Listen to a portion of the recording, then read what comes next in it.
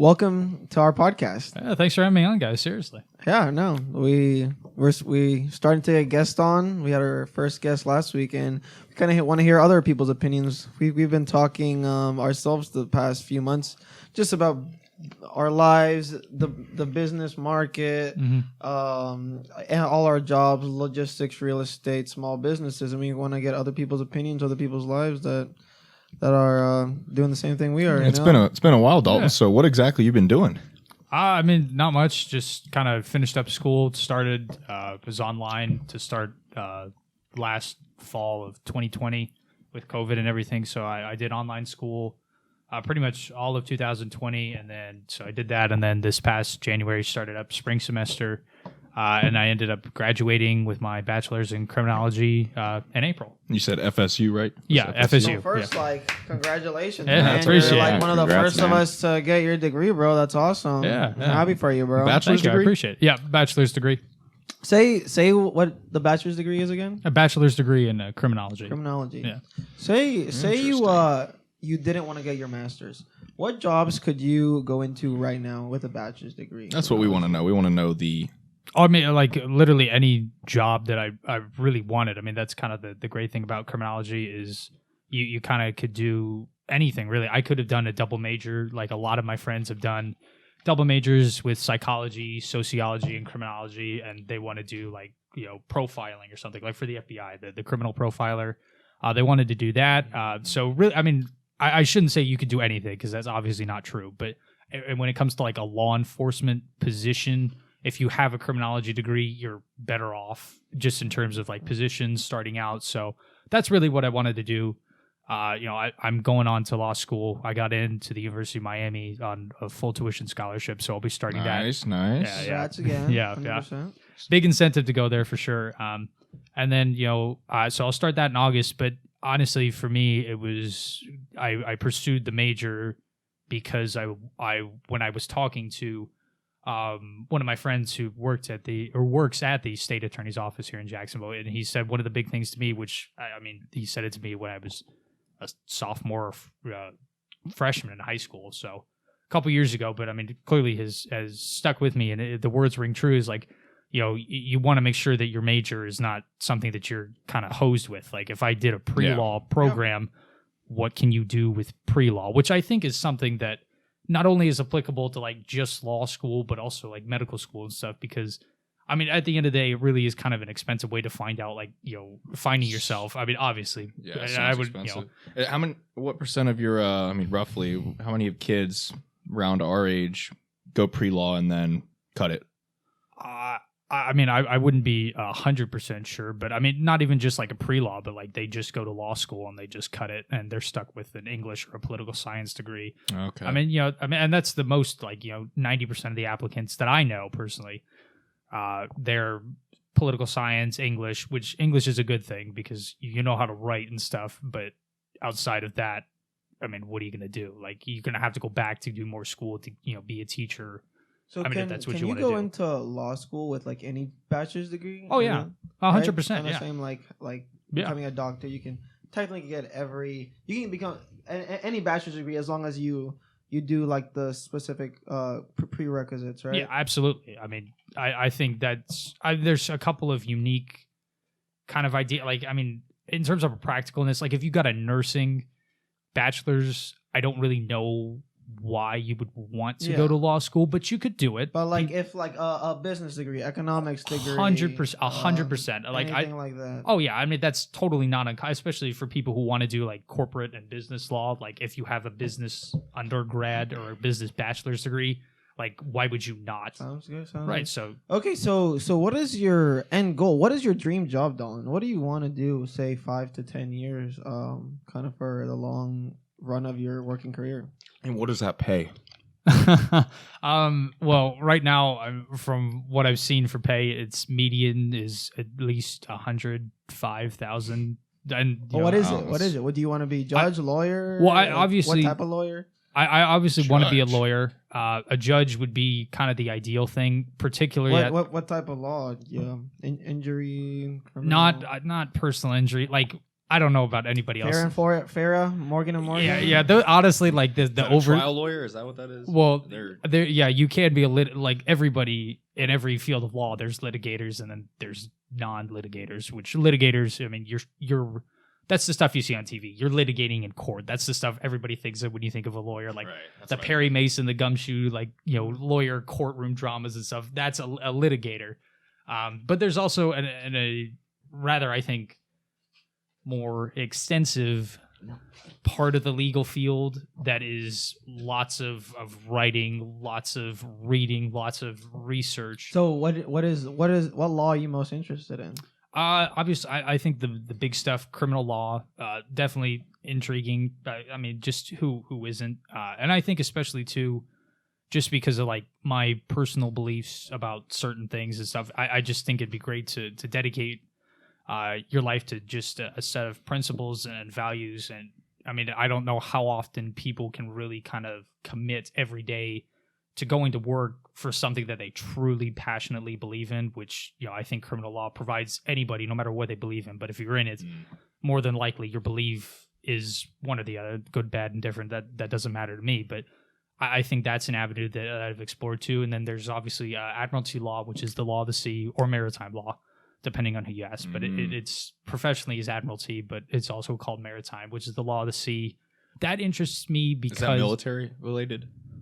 Can be or might not be. I mean, it doesn't have to be, but like, the Navy and the Coast Guard, those are exclusive to the ocean and the water, which is admiralty, and maritime's kind of field or sphere of influence, I guess is the right way to say that.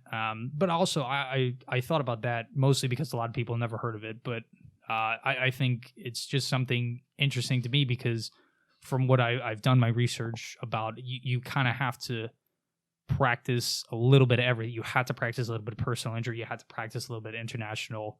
You have to practice some criminal. You have to practice, workplace. I mean, you kind of have to have knowledge and skills about everything. And then not only that, but you have to be able to twist it around all of the loopholes and potholes that are the entanglement of maritime law. And then the other thing too, kind of me projecting, as you said, like projecting into the future. Well, as of right now, as we begin the further exploration of space with companies like Blue Origin and SpaceX, who of course I know you guys hope will sponsor the podcast one day. I think you guys will get there. Soon. Yeah, exactly, coming soon. But yeah, I'm emailing them right now. Oh yeah, the response time I'm sure has been great for that. But yeah, I mean, like that the thing that they've used for that, like right now, how you would govern that would be the law of the sea. Because I mean, literally, that is really. Yeah, so that's something to think about because there isn't there's no law for the moon, Right, exactly. But it's the closest comp that Who we owns have. the moon? Right. Well, so law of the sea is the closest match or what we would go off of. As of right now, that's what we would go off of. Obviously, I mean, 50 years from now, maybe it's an entirely different field, right? Maybe I am the person who ends up pioneering that type of. I don't know, but I mean, just in terms of a comp, like I think they've said like we've explored 10% of our oceans here on Earth, and that's, I mean, less than probably. Right, exactly, and I think that percentage is obviously similar to space, which is just a weird thing to think about. I want to keep going that in a second, but first I kind of want to talk about more about like the schooling in the beginning. How long does like law school take? What are you predicting like you'll graduate from law school in? Well, law school's a set amount of time. It's 3 years, so it doesn't matter like if you graduated in 6 years for your bachelor's or you graduated with a master's, you're gonna have to do 3 years of law school. Got it. So what's the big test? The bar, right? The bar exam. Yeah, the bar. So do you like start studying for that now? So kind of like the MCAT, you study for a long time. Do you only get like how many questions is it? How long does it? Isn't it like crazy long and stuff like that? What does the bar even mean? Does that stand for something? The Florida bar, like the bar. Oops, sorry, I didn't mean to bump the soundboard there. But the bar you messed everything up. I did actually mess it. Okay, all right, sorry. But I was just saying, like the bar itself it's sort of like the overseeing committee of all the lawyers. So like there's a Florida bar. Every of the 50 states and the U.S. territories, they have one. And it's sort of like the overseeing thing, like just how doctors have that. They have their Hippocratic oath that they swear. Well, as an attorney, you have something similar. You have to abide by a certain code of ethics, and to be admitted and practiced in that state. And just because, like say for example, I'm in Florida, right? I take the Florida bar. I pass 3 years, hopefully, knock on wood. If I wanted to move to Montana or Tennessee. I would have to again take the bar because there's differences. Yeah, same with like my real estate license. Right, It's only a exactly. real estate license in Florida. Right. If I go somewhere else, it's kind of funny. Actually, there's like two parts of the test, and like one is like just like basic laws that everybody abides by, and then you can take if you've already have the license in one state, you only have to take like the second half, which is like that state's. Sounds like permitting to me, kind of. You're getting vetted into a certain state to practice law. Because it's crazy, It's like like engineering. in like America, how laws change so much by state. It really is like, insane. I think laws, like just like real estate laws, like like Oh a yeah, lot of things. Like it's insane. It's an exceptionally unique thing. But and so to go back to your first question about how do I study for it, it's sort of like, you know how like I'll use the example like medical school. They have to study for the boards and stuff. Like after you're a doctor and stuff. Like so when they do that, they're studying for it. Yes, you can study for it, but also your studying is like actually going to school, actually learning, like actually doing an internship. So it's sort of like a combination. Like, yes, you need to study for a book. I don't know how. I don't know how many questions. They're kind of secretive about it. I do know it's long. Like it's a whole. I didn't realize it was like secretive. Well, I mean, like you don't want to like leak out questions. It's sort of like, remember the SATs in high school? Yeah, like they told you not to leak the that. questions because it's an unfair advantage to everybody, and it's a big deal. Like, especially But so like what? Do you have like any idea like what a question would be? Is it like what law is this, or is it more like a lot of critical thinking? I would assume. I've so far the little bit that I've kind of gleaned from people and my own research, it's a lot of critical thinking. Like I don't think it's like necessarily like a multiple choice. Like, okay, this person has done this. They've violated what statute according to what code? Because I don't think anybody knows every single state statute out there. You know, even if doesn't they work like that. No, I mean, I think that that's why you have legal archives, legal textbooks and stuff, because nobody can remember all that stuff. But it's more like, okay, you're writing out, you have to write out your reasoning stuff. Because I mean, like, it doesn't matter if you know the law or anything if you can't reason, why your client is guilty, not guilty, why there should be a certain verdict. It doesn't matter what you know. You could recite every single law in the history of your state, but if you can't think it and reason it out and actually apply it and then show why the judgment should be what it is based on what has been already previously judged in the state, then I mean, you're not really going to be a very effective attorney. Okay, so like so do you say you do your 3 years of law school? Is the bar exam like right after that? Like, is that how it works? Is it in the middle? How does that kind of? Can you take it whenever you want? How does that? Well, you have to graduate from law school. You have to graduate. So you and have then to graduate. You're eligible to take. You're eligible to take it, and then I think How many? Do you have like a specific number of tries, or is it like I think you can try as many times you want? as many times as you want, Okay. but I think like the more times you try, Yeah, I've heard of that. Then right? Like that's I mean. Yeah. But also, too, I think they only sit for certain, like you can only sit and take the bar like a certain time of the year. So like if you graduate in like December, well, they might have already sat for the bar in November, so you're going to end up taking the bar if they do it in like April or May, right? So like, and if you graduate law school April or May, then you could sit for the bar so right you away. say you graduate from law school, you pass the bar exam. Mhm. What happens after that? Well, I mean, just like everybody else, you get out for a job search. Hopefully, So like, how does like I'm assuming different law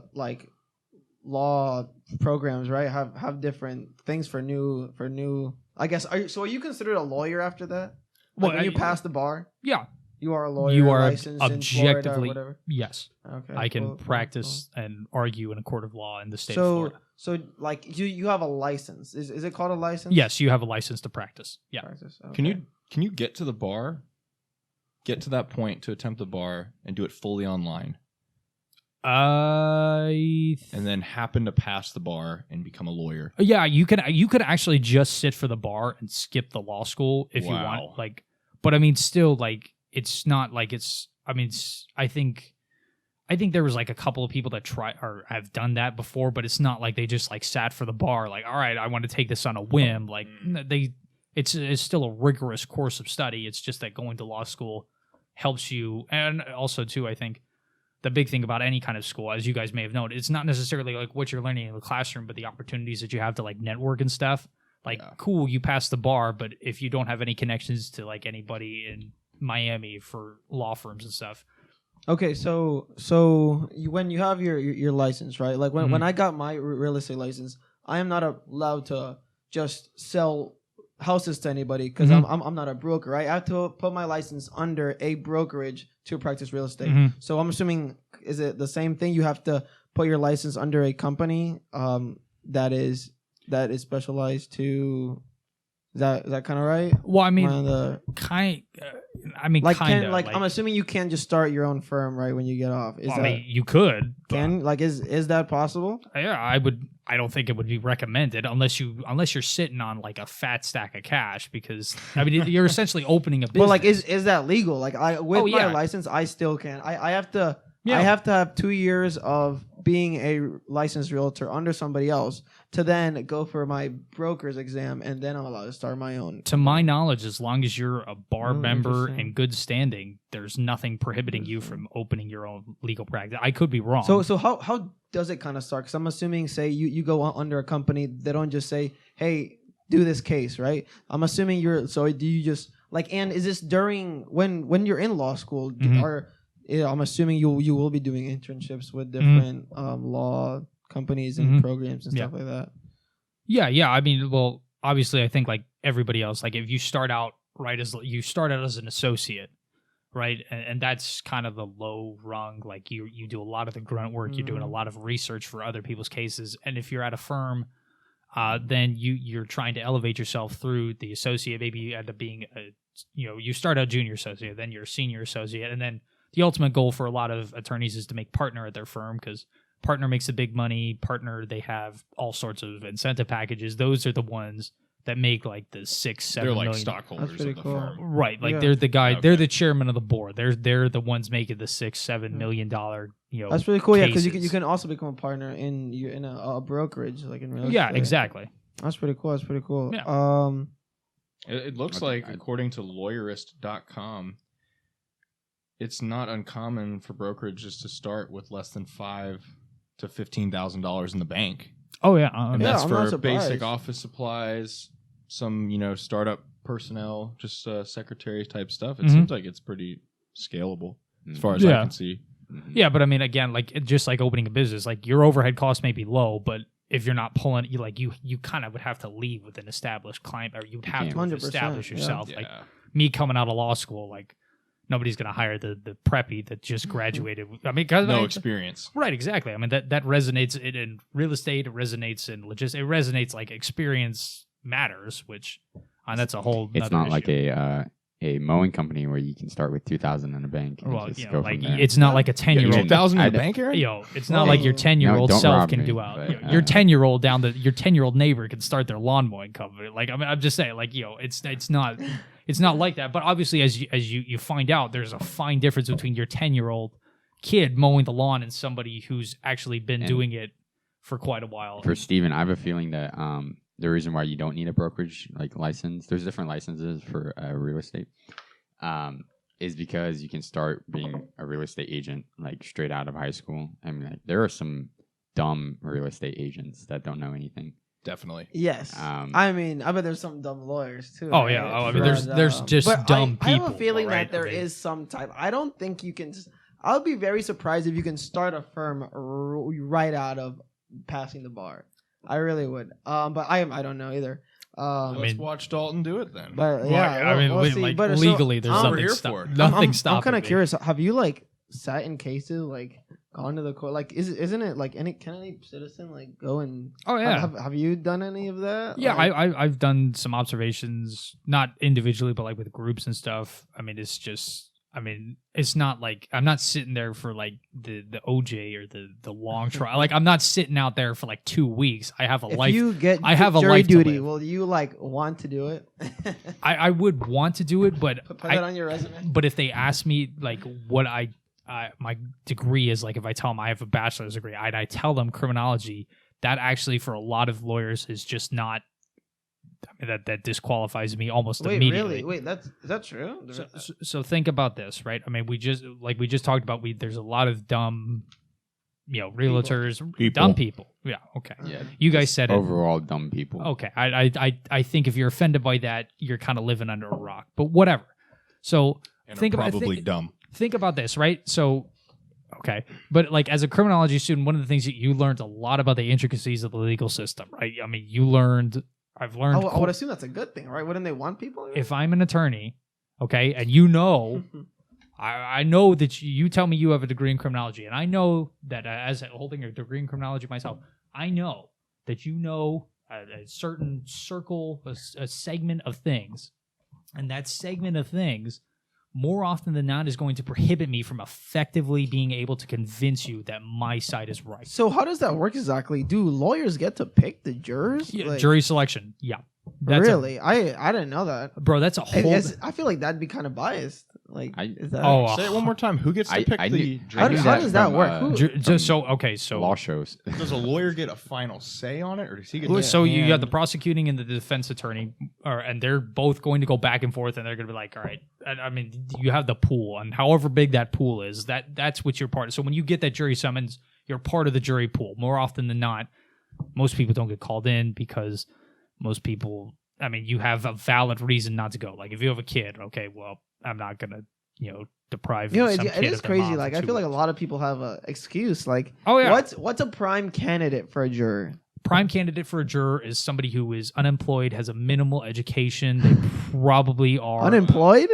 Yeah, you need somebody who like. half the people now. But like, why? But isn't? Let's say it's if a you're mur- unemployed, that's a problem, right? well, let's say it's a murder trial and it's 6 weeks, and then if you have to isolate yourself for 6 weeks, like you have to be in a hotel every night. You can't talk. You can't watch the news. Like you can't talk to anybody. You can't talk to your other jurors. You can't watch the news. You have to. You can't watch the news. Well, yeah, you have to keep an That's unbiased crazy. jury because I mean, think about it. If they're watching, like, okay, let's. I feel like, damn, that's rough. OJ is the biggest and easiest case to do because everybody kind of has heard of it, and obviously it's an extreme example. But that was 9 months. Okay, 9 months you have a jury sequestered. So you go into the courtroom, you listen to arguments for 6 hours, 7 hours a day. You have an hour break, maybe. Then you have to come back, and you can't have any videotapes. You have to rely on your own That's handwritten crazy. notes. Is there like any payment to the jurors at all?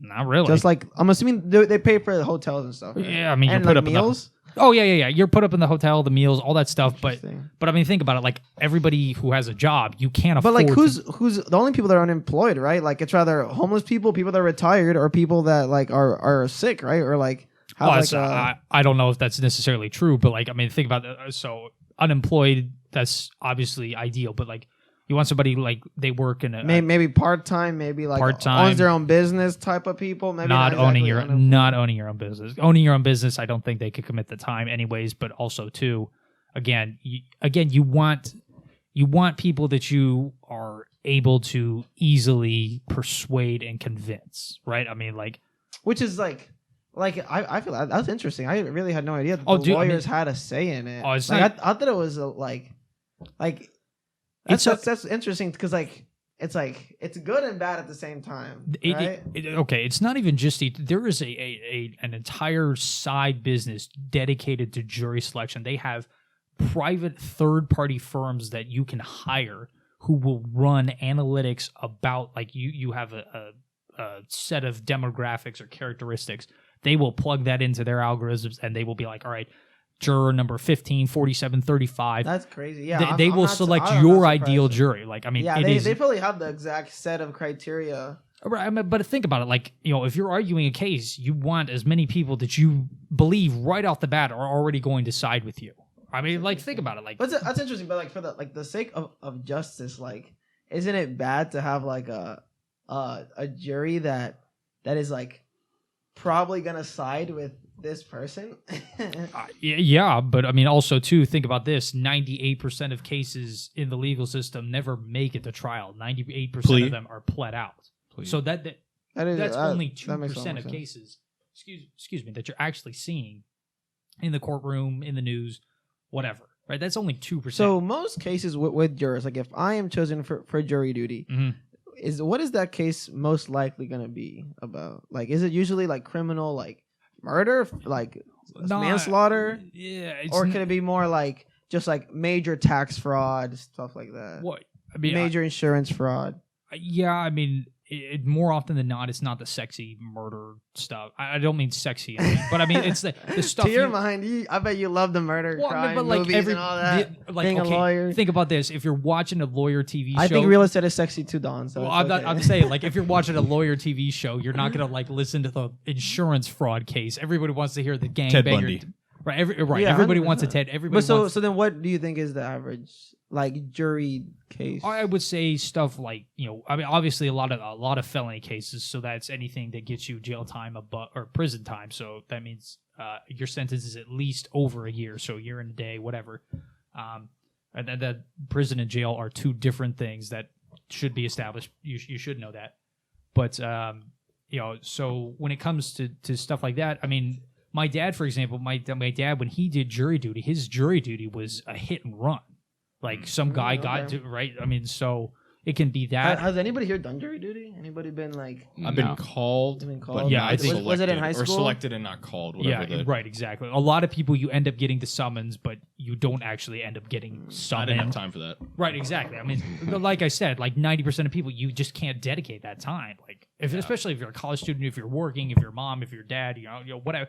You have obligations if you're a normal functioning adult that prevent you from dedicating Which kind of of which is like for kind a of a week. problem, right? Wouldn't you want a normal functioning, like, again, for like the sake of justice, wouldn't you want a normal functioning adult as the juror? I mean, I mean, this kind of goes further into legal and philosophical, but like, what do you mean by justice? Like, that's the lawyer stuff. That's not just that's a philosophy. I mean, there's like, what is for the defense attorney? Justice is not getting your client. Justice may be your client going to jail, but instead of 20 years, he's getting 2, and he might get off early for good behavior. That's justice, right? Whereas the prosecutor, that okay. I mean, you got him in jail or prison. Excuse me, you got him in prison, but. I mean, is that justice, right? Yeah, no, yeah, well, like right, exactly. exactly. It always comes back to what is justice. I feel like. Right? Well, and I mean, most cases you get an automatic appeal anyway. So more often than not, whatever you're sentenced originally you may not actually end up serving because you're on an appeal, right? So I want to hear more about the criminology side of it. So I'm pretty interested, I'd say, in the whole serial killers and what makes a serial killer. Mm-hmm. Obviously, probably the most attractive cases to look into. So is interviewing a serial killer, is that something that's even possible to a criminology student? Do you guys ever get to meet murderers? Do you guys ever... Oh, yeah. I mean, there's stories of criminology students that have had like back and forth letter communications with convicted murderers and serial killers, like asking them questions and stuff. And just, I mean... How do you like feel about that? I'm just curious. Like me personally? Yeah.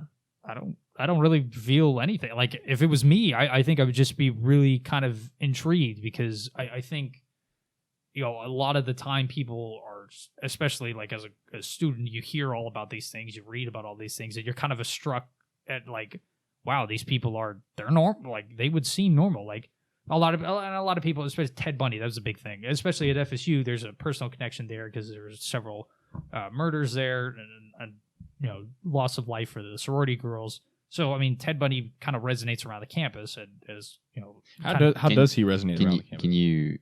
What is that story? Just explain. So obviously Ted Bundy, a famous serial killer, and he ended up throughout his wanderings, ended up making his way to Tallahassee and the Chi Omega house, the sorority house, in the 70s. He ended up killing. Looks like you got 20. Yeah, he ended up only killing like two like of the victims were Chi Omega sorority girls at FSU. And so, I mean, for a while there, if you were a student at Florida State, like I had several professors say, like, I mean, who actually attended, they're like, I mean, like if you were a girl, you were with at least 4 guys in your dorm. Like everybody, like it didn't matter. Yeah, like, I bet at that time it was crazy. People slept in the common room together. Like, even if you didn't know the guy across the hall, you suddenly knew them because they were going to walk you to class. They weren't going to let you walk out. Well, that's kind of dangerous. I mean, like after that happening, right? Right. I mean, like think about it. Like everybody, rightfully so, is going to be frightened by that. But so in that perspective, so like, I'm curious. Like, can you like choose not to take a case? Like, can you choose to be the prosecutor or the? I'm sorry, what's the other side? The prosecutor, or defense attorney. Or defense attorney. Like, how does that work? Prosecutorial.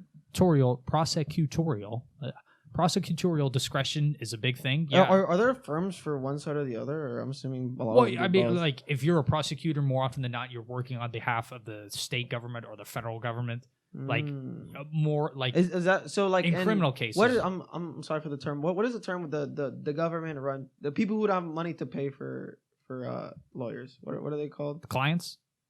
Like the people who pay for the people who pay for the attorney is called a client. Like, no, when you don't have enough money, so the government provides you a lawyer. Well, that's a state appointed or state. I thought there was like a public defender. Public defender. Right, I think that's what I just know the stigma that public defenders are not. Yeah, they're overworked, underpaid, which is even I know that. So objectively true. How does that? So as a public defender, you don't like you're not in a firm, are you? Right? Well, your firm is the government, right? Your firm is working on behalf of everybody that you see, and that public defender's office is more often than not. Is that what a lot of people do starting off, or like why do people get into that? Like just get fired, don't really have much like experience. As a public defender, I mean, if you're really passionate about helping other people, that's a big avenue. But again, you got to be like 100-hour work week is not uncommon. I mean, chances are you're seeing 20 clients a day. You can only spend 5, maybe 15 minutes at the most with each client. I mean, there's a ton of most private law firms are defendants. Like they take on defendants. Well, yeah. I mean, like most big private law firms, you have like if you hire, let's just say Morgan & Morgan. Okay, Morgan & Morgan's going to represent you in a person. John Morgan, right? Who, by the way, absolutely gamed the system with his push for legalization of medicinal marijuana while on the backside owning an assload of like marijuana farms, CBD oil. Like props to him, dude. Like, well played. But so like John, if you hire Morgan & Morgan, okay, you're gonna. By the way, they have $10 billion in recovered funds. $1 billion in one case alone. I know that. Yeah, big deal. What is that case? $1 billion? What the heck? Well, medical marijuana. The medical. Yeah. Well, chances are you're not like most of the time. Nobody's You paying. always see the billboard check, right? You're not. Yeah. $100 million. Yeah. He got me. He got me $600,000, but what they don't tell you is that your attorney's going to take like 2% of that. You're going to have to pay the other. Like, there's a. And what if like the person just doesn't have the money, right? Well, that's another thing too. Like, and if they don't have the money, like again, going back to OJ, the victim in the civil case, the Goldmans, that was the waiter's son, or the waiter, that was Ron Goldman. His family to this day is still like hounding OJ to pay him the $30-something million in interest.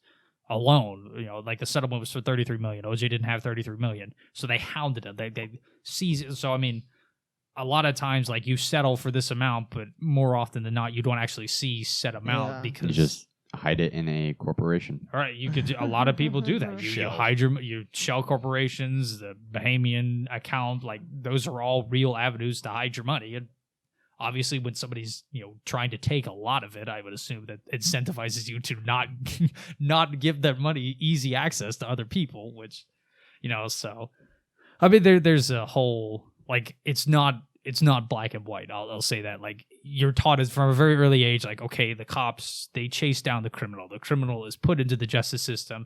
You get the gavel. Justice starts and you start arguing back and forth and back and forth. Well, he did it. No, he didn't. And then somebody comes in. Oh, I have evidence. Well, that doesn't happen. There's procedures and all these other things. And then what they don't show you is all the stuff that happens afterwards, which is really where a lot of people make your money. Because, I mean, think about it. If your client has an original case, you get a verdict that is not to your liking. You're immediately, as an attorney, going to file an appeal. Right. Well, and then if you don't like that, well, then you could probably file it to an appellate, and then you could file appeal after appeal after appeal. And I mean, most cases that work their way. I would love to just sit in a case. I think that would be so interesting. Oh yeah. Like, can't you just go into the courthouse and sit in? Yeah. How does that? You have to make an appointment with them. Like, nah, I mean, you're just. We should all just go to one. You're just a member of the public. You can go and observe. I feel like John's gonna be like. Objective. Yeah, no, you obviously you have to maintain a certain level of decorum and professionalism. Cool? No firearms in there either. Right? Yes, yes. Right. I went in there the other day. Actually, the courthouse. Yeah. The one downtown, the big one downtown. The one downtown. My first ticket ever I got. Sadly, Steven, you didn't tell us about this. How fast were you going? I was going 39 miles an hour. In a 35? Yeah. 25. In a 25. Okay. Did you appeal it or did you just pay it? I didn't appeal it. So I don't get points. I'm just gonna take the driving school. I was just like 2 minutes work. But next time I definitely will probably appeal it. I mean, as long as you're polite to the officer, I think most of them, they don't have the time to contest it was the Atlantic Beach cops, so they're always strict. Steven, I wouldn't feel bad. I've got some very special coworkers, and Tiffany, if you're listening to this, she was pulled over twice in the same week. Oh my god! And now I'm like, now I look at every cop. Same thing, speeding both times. I mean, it's like I never speed like ever. Like it was just except for the time that you got the ticket. Except for like this road. Because it's 25 for like 2 miles. We're like in Atlantic Beach. You're like on the back roads. It's so Seminole. It's Seminole. On Seminole. I don't know if you've been to. It's down by Garrett's house. Yeah. That just long strip. That's just 20. Bro, you got. Were you like were you by the Golf and Country Club at that point? No, I was like leaving his house. I was about to get on the light to turn, and she just. Dude. Like, close. But it's life. Whatever. Yeah. I mean, I feel like you might have been able to be like, officer, depending on like if it's like 11 o'clock, officer, I gotta get home. My parents are gonna kill me. Like, because I mean, like most of the time, like, I don't know. Yeah, I gotta go get some milk before the grocery store. If it was like anywhere else, I would. Yeah. But what was the result? But I have to say, don't wish I had it. But I think like the Supreme Court, like. It's like nice, like it's a pretty cool place. Oh yeah. Like, it looks really nice inside. I think the one downtown's pretty nice too. That's the one I went to. Yeah. Well, it should. It's huge. It should be. It cost. Didn't they like remodel it? Right? Yeah, it cost a lot of money. It looks really. It's huge. It's really. Wait, so what was the result of your incident against Steven? Pay like $100. So you went just to paid court. the fine. No, I didn't go to court. It's just I couldn't pay it online for some reason, so I just had to go in and pay it. Yeah. In person. Yeah, I mean sometimes that happens. But like it looked so like it looks so nice. Like it definitely like, and it's cool because there's so many rooms. It's like different things. Like mine was just like the basic parking tickets. There was just a bunch of people there, but then there was like the other side where it was like the criminal cases and people that didn't pay like fines and like. But like I think that'll be let's all one day go in suit and ties and just freaking sit on a case. Do you have to wear suits and ties? Nah, I don't think you have to wear clothes, but you don't have to wear suit and a tie. Let's make it professional. We're gonna record this first YouTube video. Go into a case.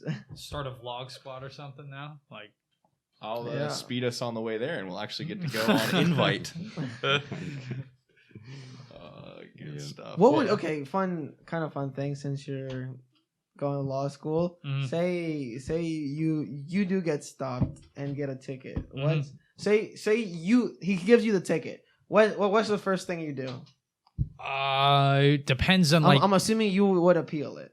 Oh yeah, 100%. Like I mean, it depends on how fast. Like if I'm 6 over, I might be able to be like, well, I could claim like, well, the radar's fault because there's a margin of error for the radar and stuff. It also too depends on how he pulls me over. If he is coming from a stop and then catches up to me and says, well, hey, you were doing 60, but I'm doing 45. Well, first of all, physics tells you that if you're standing at 0 and you're catching something at 45, you're going to have to go faster. So, but it's like, how would you explain that to the Justice Department? It'd just be simple. Like, I mean, show them the graphs. Like, see in physics. Well, I mean, I don't really. I questionable technique. Well, I know there's a lot of ways to get out of a speeding ticket. I didn't really try too hard, but I mean, it's not. I was like you becoming a lawyer. What would be like your best tip on like a speeding ticket? I would say first of all, don't speed or don't get I mean, don't get caught. Yeah, that's a big thing. But but like actually, say you went 10 miles over, you got a ticket. What's like the best way to appeal it? Maybe reduce the amount of money you have to pay, or maybe possibly just reduce it at all. Don't speed. Well, honestly, the best way to do it is like with your interaction with the officer. I mean, as long as you're not impolite and rude or anything like to tick him off. I mean, you might be one of his 30 interactions between the police officer and the community of that day. So if you go to appeal it, and you're like, he doesn't show up to contest it, well then, okay. So if he doesn't show up to contest it, is it just gone? Yeah, I mean, more often than not, if they don't show up to contest it, then you're pretty much good to go. Like you might be let off with like, okay, you still got to pay like whatever it is, but you're not going to get. See, I think I'm just gonna buy a back the blue sticker, put on my bumper. Hopefully that'll help me a little bit. Yeah, I mean, I've heard the myth that concealed carry permits help you with that too. Yeah. I don't know about that, but yes, sir. Thank you, please. All the stuff your mom taught you when you were like 5 years old, that goes a long way. Well, that's a great information. Like cool to learn about. I definitely just learned a lot about. I mean, law right now. I feel like once I'm more informed, I can come back. I can come back. And definitely. Actually, I can't wait. Like when you're in pass the it. bar. After you pass the bar, I can't wait to actually be able to properly inform you. Then on episode 560, when you're on your first case, you can after it's settled, maybe you can give us some I got cool stuff about it. But so John, what you do? You are a manager now. We talked about it last week. You finally got promoted. An official manager. Different. Is that true? Yeah. Congratulations. Right? Team lead manager, right? I'm not sure the manager's in the name, but definitely team lead. Sounds good, man. So what different things have you been doing this week in your logistics brokerage?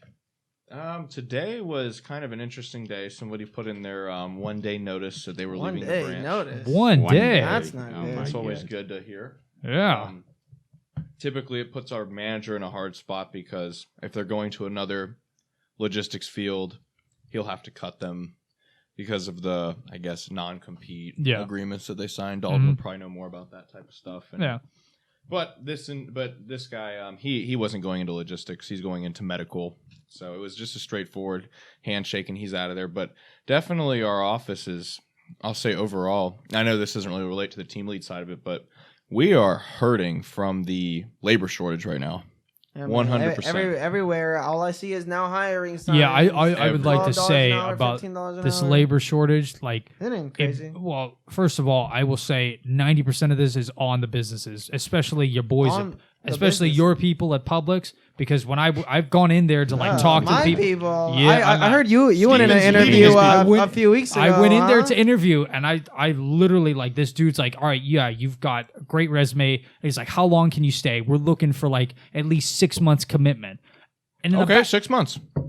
What does that mean? Like, okay, I can say yes, but I don't have to do it, you know? Right, but that's the thing. Like, also too, like, I mean, you're putting kids in a position now where, like, okay, if they say they can do 6 months and that they can't do 6 months, and then you as Publix blackball them, especially in like, I mean, think about it. Like, if you piss off somebody at Publix and then they go around and tell other people at Publix, like, Slander. I mean, right? I mean, like, Publix is integral in a lot of communities, especially here in Florida. But I mean, like, think about it. Like, if you piss off the wrong person, like, all of a sudden you're screwed, and it's I don't understand. I don't think you get that. I don't think they have that many connections. But like, I think do know what you're saying. Like, if you want a reference, then you can't go to them. Well, yeah, but I don't understand why you want to have a long commitment for people in a position where there is no opportunity for advance.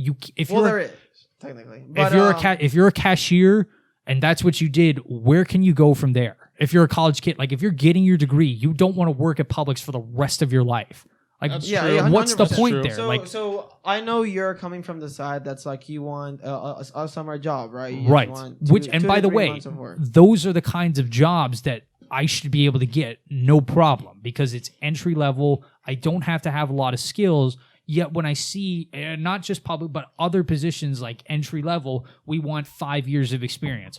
What does that mean? This is the job that gets me the 5 years of experience so I can go do other stuff. Why is it that? So they're trying to take advantage of stuff. And in the end, you're hurting yourself because you're driving away people that ordinarily would take the job. Like, what's wrong with going out and hiring the college kid for the summer? And then guess what? College picks up in the fall, right? Not an uncommon thing. Right. I mean, so I from my point of view, I just don't understand why. Like, and they're like, well, we don't want to invest so much. And okay, well then don't.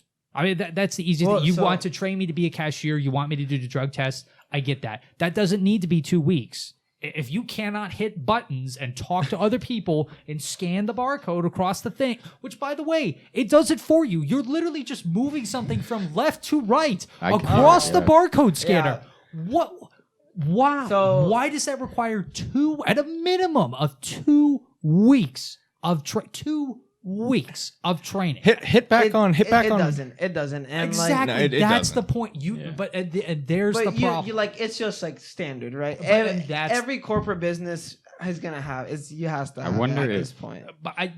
But that's the point that you don't. You really don't. Especially, but a lot of kids out there. If you go to high school, if you have good grades, if you're not a delinquent, you should be able to do the job. I mean, no problem. And look, if it's your first job and you like, that's what I think. That's where you draw the line. If it's your first job, your first summer job, you probably need to spend a little bit more time with them. I get that. But if it's somebody it's their second, their third, they have work experience, especially they have work experience working with customers, right? That's the big deal with Publix. The big thing, Publix, Chick-fil-A, what sets them apart? It's not the prices or anything. It's the customer service, right? Clean floors and bright lighting. Right, clean floors, please, thank you. All the stuff everybody likes that you feel good about. People go back there not because the food or anything is exceptional. I mean, in some places it is, but it's the service, right? I mean, that's what sets you apart. If you need to spend a little extra time, yes, but again, if you are a functioning non-mouth breather, you're good to go. I'll take mouth breathers. I've seen Dalton, that. what do you think about this? So Chipotle released a pretty bold claim. They're obviously entry level, pays around the same what Publix is going to pay, targets the same workers. Yeah, They 15 made an hour. They made a pretty bold claim that if you stay with the company for 3 years, you'll be making $100,000 a year at year 3. Okay, is And that that was that before or after taxes? Probably after. I would probably Even No, if it's before. after, that's I would think that's insane. probably before taxes, So- but regardless, you're talking $80K after, Okay, maybe. so but I like mean, I'm assuming you're not gonna be they're expecting you to become a manager at that point. yeah, definitely. That's the only thing I could think. There's no sales Right, in so- Chipotle. Because you can't just be That's a burrito maker, you know. that's a little. Yeah. I mean, maybe your But investment. 3 years? Maybe 3 years is maybe you've got insane. some 3 years is Dogecoin in the insane, I have back. to say, I because would say the average realtor doesn't see 6 figures until 10 years in. I mean, it could be. I wouldn't say 10 years. Like I don't- 3 yeah. years. But so yes, I do think that's a lie, and I think I think that's bullshit. 100%. There's no way. But Yeah, time to get sued by but Chipotle for I do have to slander say, people. like, I do have to say, like, you're like Chipotle, Publix, these kind of like scalable jobs that you don't need a degree in. If you actually work hard in them, like you really do have a good chance of getting to a management position and making a very good livable wage. Now, are you going to be doing saving lives and like doing maybe something that you love? Maybe not. It's going to be managing a bunch of kids, managing like the statements, whatever, blah blah blah. But like in Publix, you can definitely make, say after 5 years, I would say like $60,000 becoming a team leader, then assistant manager. well, I'm not going to do that because I go to Chipotle and make 100 after 3 years. But there's no way. I don't believe that. Yeah, that is So it's, far fetched. I have the article right here. Oh, seriously? Okay. I mean, the article can say what it wants. It's Yeah, I That's know, from- right? from Like the CNN, Chipotle which press is- release. Like it's possible, right? It's possible to be an assistant It manager says- at it 18, says but nobody like 15 an hour. is you know. This Uh-huh. is for New York Chipotle. Oh, then that okay. That's okay, different. yeah. Okay, well you just Alright. you need to say in Florida. Obviously, in New York, $100,000 is like And then- and $60,000. then for- I think some- I it think says trashmen in New York make some 100,000. employees Yeah. will become eligible for a 6-figure salary, that, in just that's a few completely years. different. Because Okay. like not in Florida, right? And that makes a lot more sense, right? Because, Yeah. like, Okay. Yeah. This wasn't just a blanket statement. After 3 years, like, you would make it 100,000, bro. I feel like I see that all the time. It's like, oh, McDonald's workers are making $25 an hour. Oh, that's in New York and California where the Right, the yeah. prices are insane. Yeah, right? Yeah. exactly. Like I'm not surprised they're making like that's something that like us like now like we have to make sure like where do we want to live in the future? Oh, is New York gonna pay me 100,000? But here they're gonna pay me in Florida they'll pay me 80,000. Like oh well when where are you actually gonna get more money? Like Yeah. Those Wolf of Wall Street guys, they made a lot of money. Oh yeah. Just well, think that's of in the Oh, yeah. millions. They Just- were just also, the- trading And they stocks also and went to had jail. a 50% commission on penny stocks. just On just all the think commission. just think about that story though. That was what his publisher and his lawyers allowed him to tell. Right? That's all stuff that he was allowed to tell for the book and the movie. Are his podcasts also probably I think- heavily I think- influenced by what his lawyers say? Oh yeah. Well, because I know he still has ongoing legal. But imagine all of the stuff he couldn't tell us. I mean, think about that. All the crazy stuff we've heard so far from this guy is stuff that everybody's like, all right, yep, go ahead. That's okay. They might change a detail here or there. Like, they're not going to be like, well, I was sitting back, with 75 grams of Coke and a, AK-47 We kind behind of me. did say that. Well, those Quaaludes, baby. yeah, those lewds. But, I mean, still, like, I mean, that's just mind-boggling. That's Jordan the Belfort. edited version of that, which, gosh, man, that was... Was that a good movie? Like, does everybody... But by the way, John had never watched it before, and we all had to sit down with John like a week ago, like a month ago, and watch it with him. What'd you think? Was it good? There's a lot of Quaaludes. Yeah? I think it's one of my favorite movies of all time. Yeah. But like, obviously not just because I want to become a super rich cocaine addict with hookers everywhere. But like, I mean, it does. You have to like... You have to like think about like he did come from nothing and like become like a billionaire, a celebrity. Like it is a cool and that's just me loving like underdog stories like that. Now like I'll eat anything like that up just because me wanting to be an entrepreneur like wanting to make it big, right? Wanting to become a millionaire. Like did he do a billion things wrong? 100%, but it is crazy. Like he's 55 after going to jail and all that stuff. He's still a millionaire. He's still a celebrity, and now he's doing great. might be more famous now, but again, there's a saying where billionaires and millionaires, you can take away all their money and they'll make it back in like 10 years. Well, it's easy. It's easy to make. Oh yeah, 100%. It's easier to make money when you have money. It's easier to make 10 million than 1 million. Mm-hmm. Oh, yeah.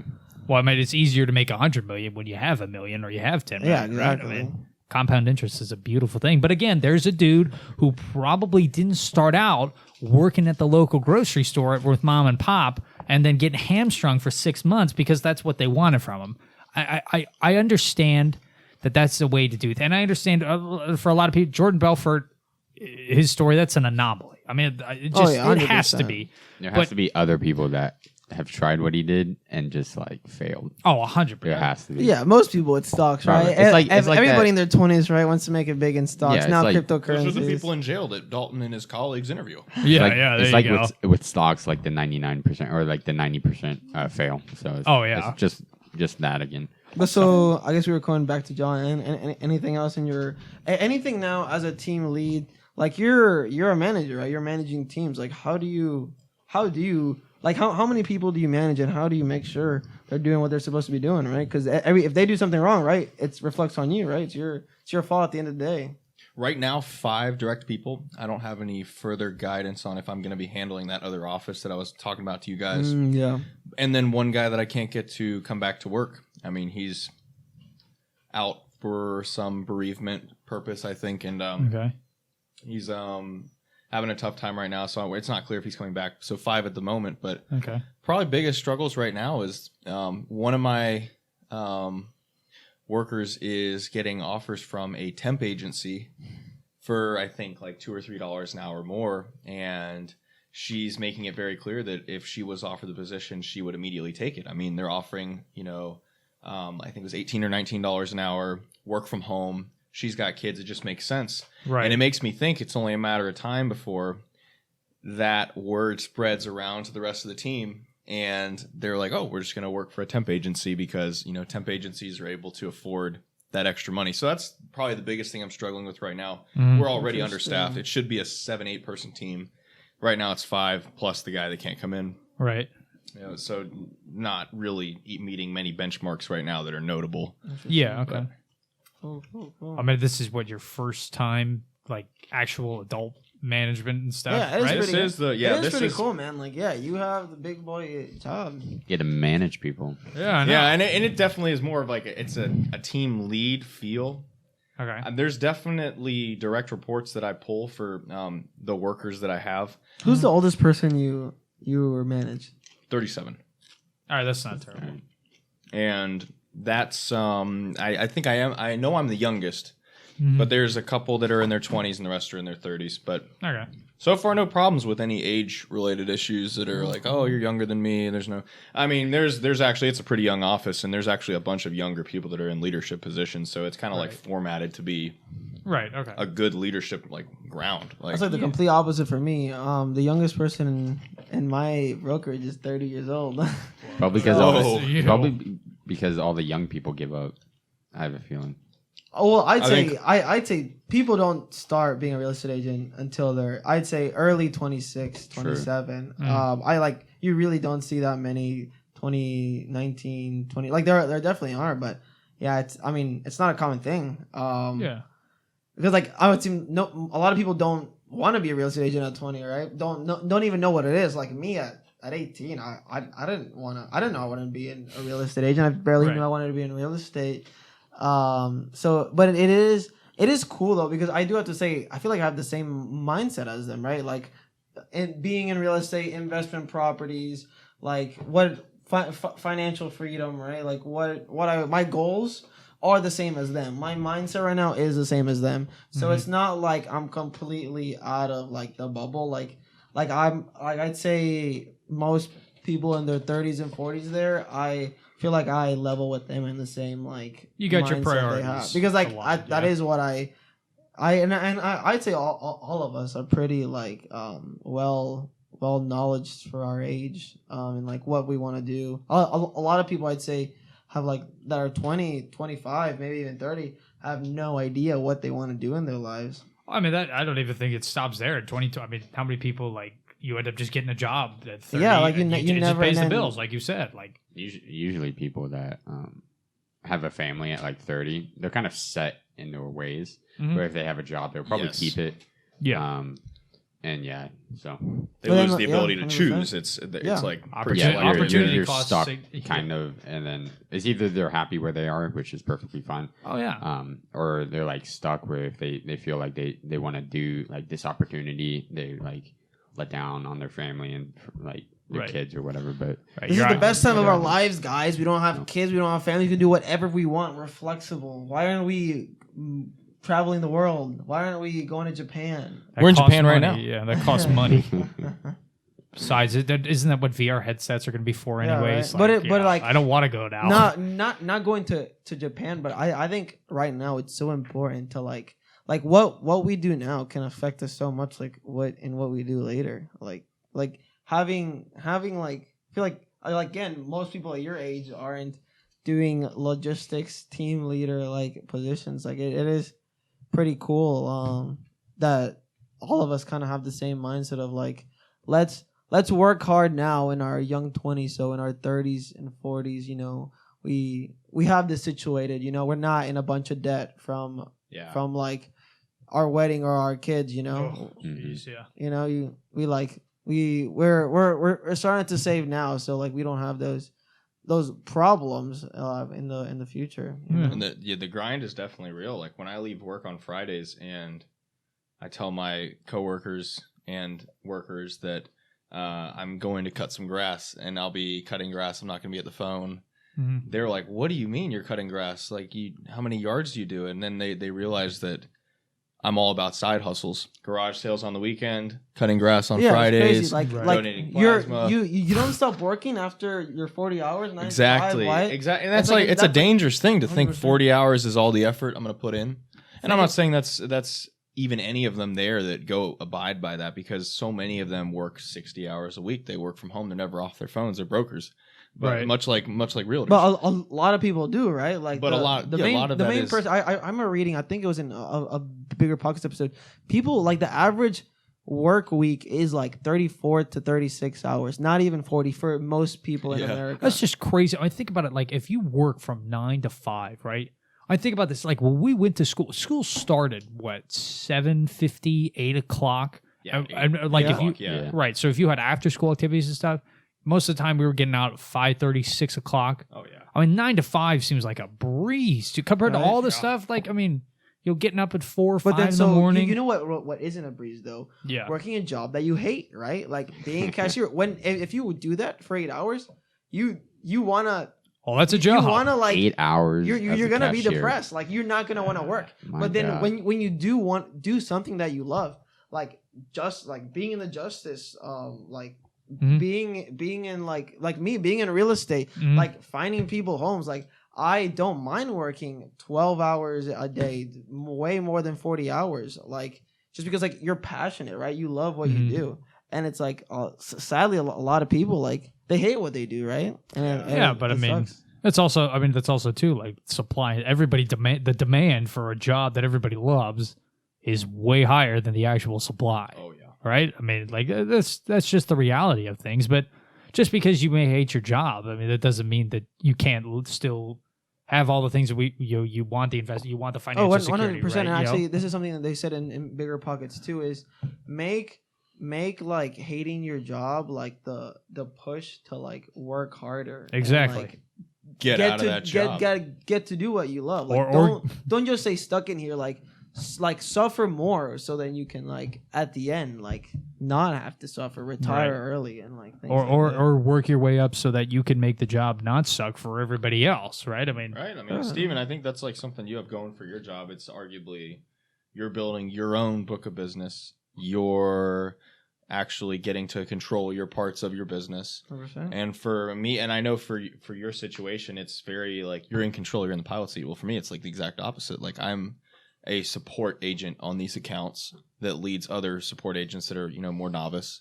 I don't think I'll truly be at a point where I really enjoy what I do until I own what I do wholly, as in, just me. Like, I don't even necessarily buy into the whole working under a firm, having my own area of business. Like, I think that's great for the control you get, but I like Aaron's side.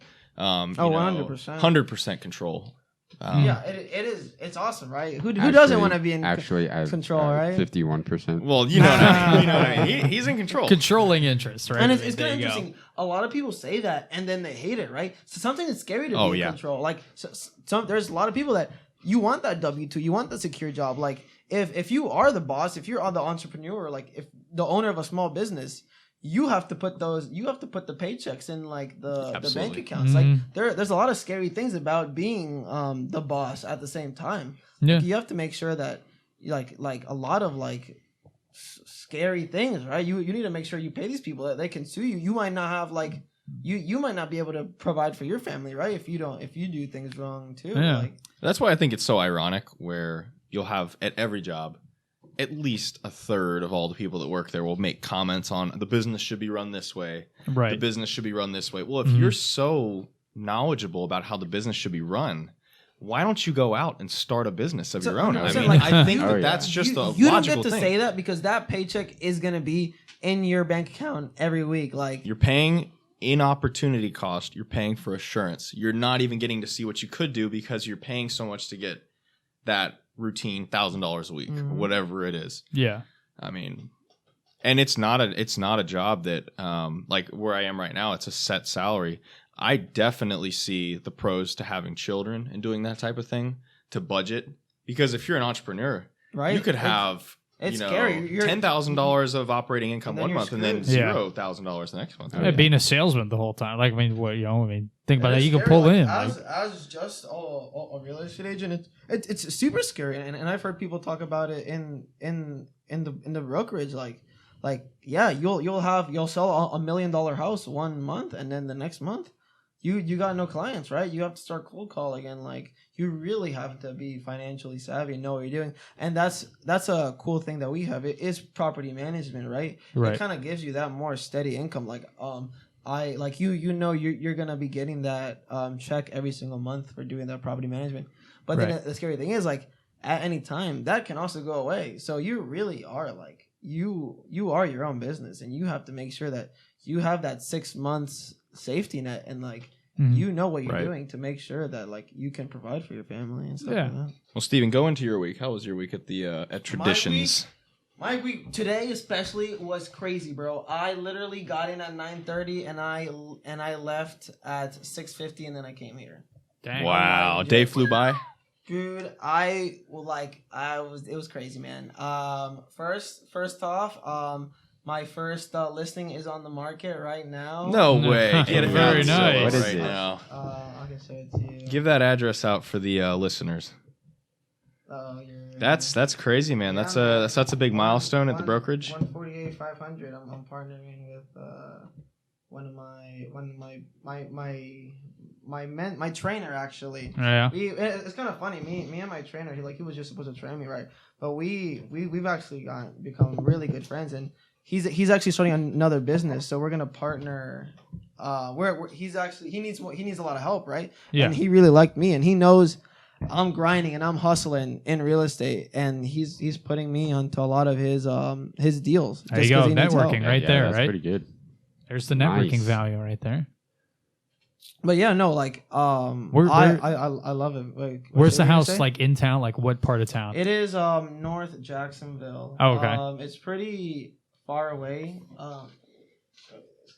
I'm interested to see this house. So 148.5. So let me tell you the story about this house, which is actually going to be two houses. What's the address one more time? Right. Let me get it for you. 7148. Did you say, or was it? So is this like your first independent? Like it is Just- 8538 Oak Leaf Road, selling for Oh, $148,500. If anybody in the podcast is listening, contact me at stevenorealty@gmail.com. Whoa. wow. But Work so email. so Very so nice. let Look me at that give you kitchen. Let me give you the Ugly. the aspects of this, right? Jeez, John. Yes, it is. It is ugly, and it is ugly for a reason, right? So Okay. let me give you this. My partner, right? He have was a doing the picture. property management for this lady, right? Okay. This lady, she owns 3 houses, right? The one she lives in, and 2 investment properties, Yep. right?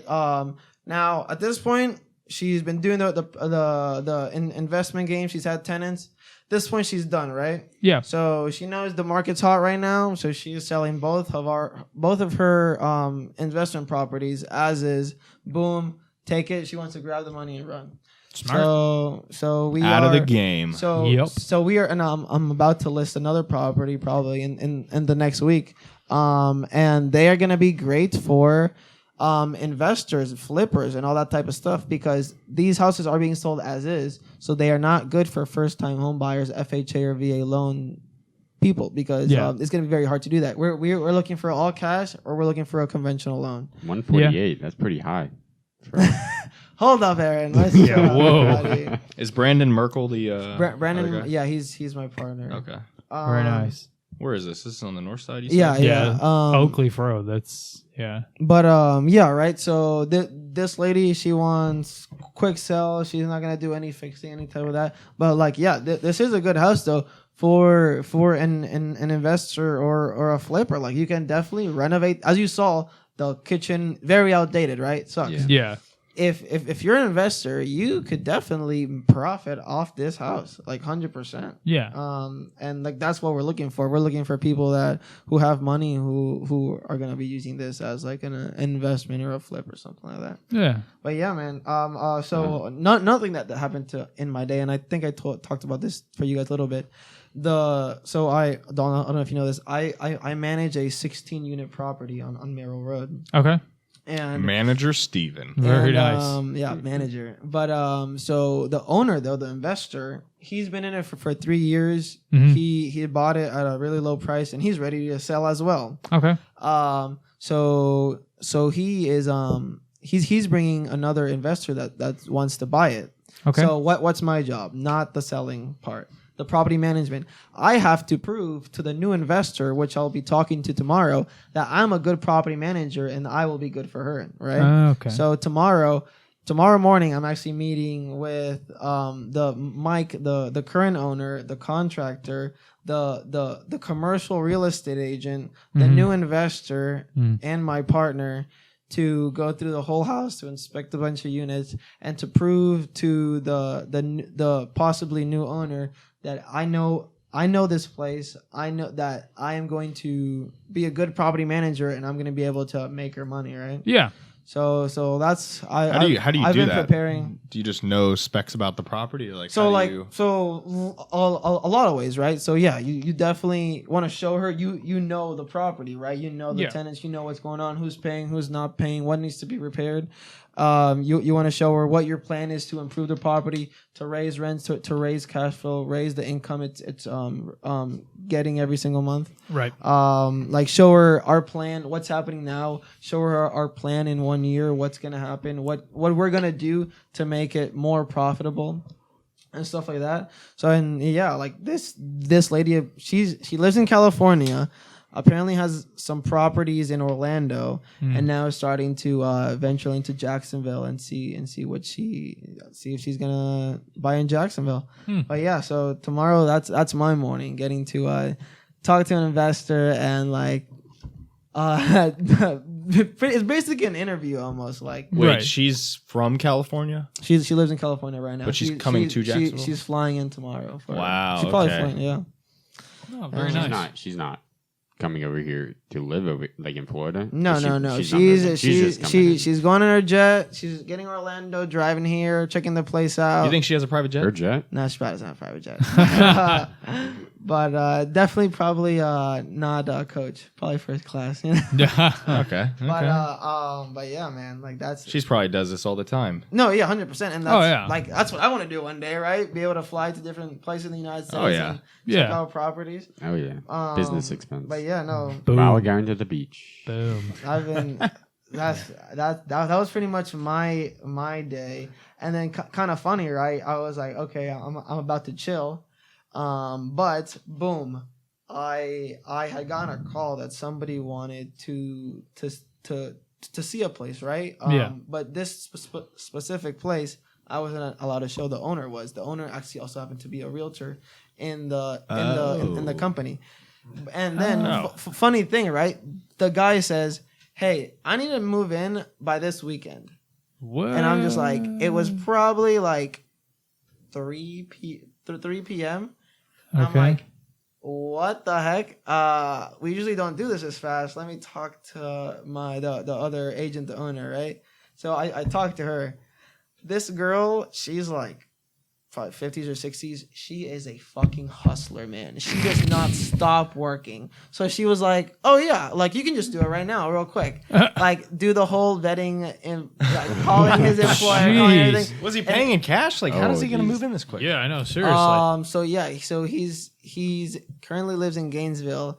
He's gonna bring in the security deposit and first month's rent tomorrow. But like I literally It's rent, like I was talking to him Okay. all day. Like he had to give me his pay stubs. He had to like I had to check his credit score. He had to tell me the problems. I called him like 3 times. Hey, what's this problem? What's this problem? How much do you make?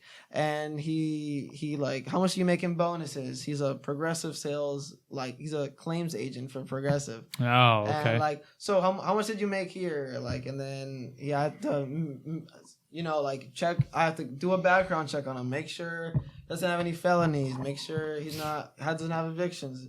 And Yeah.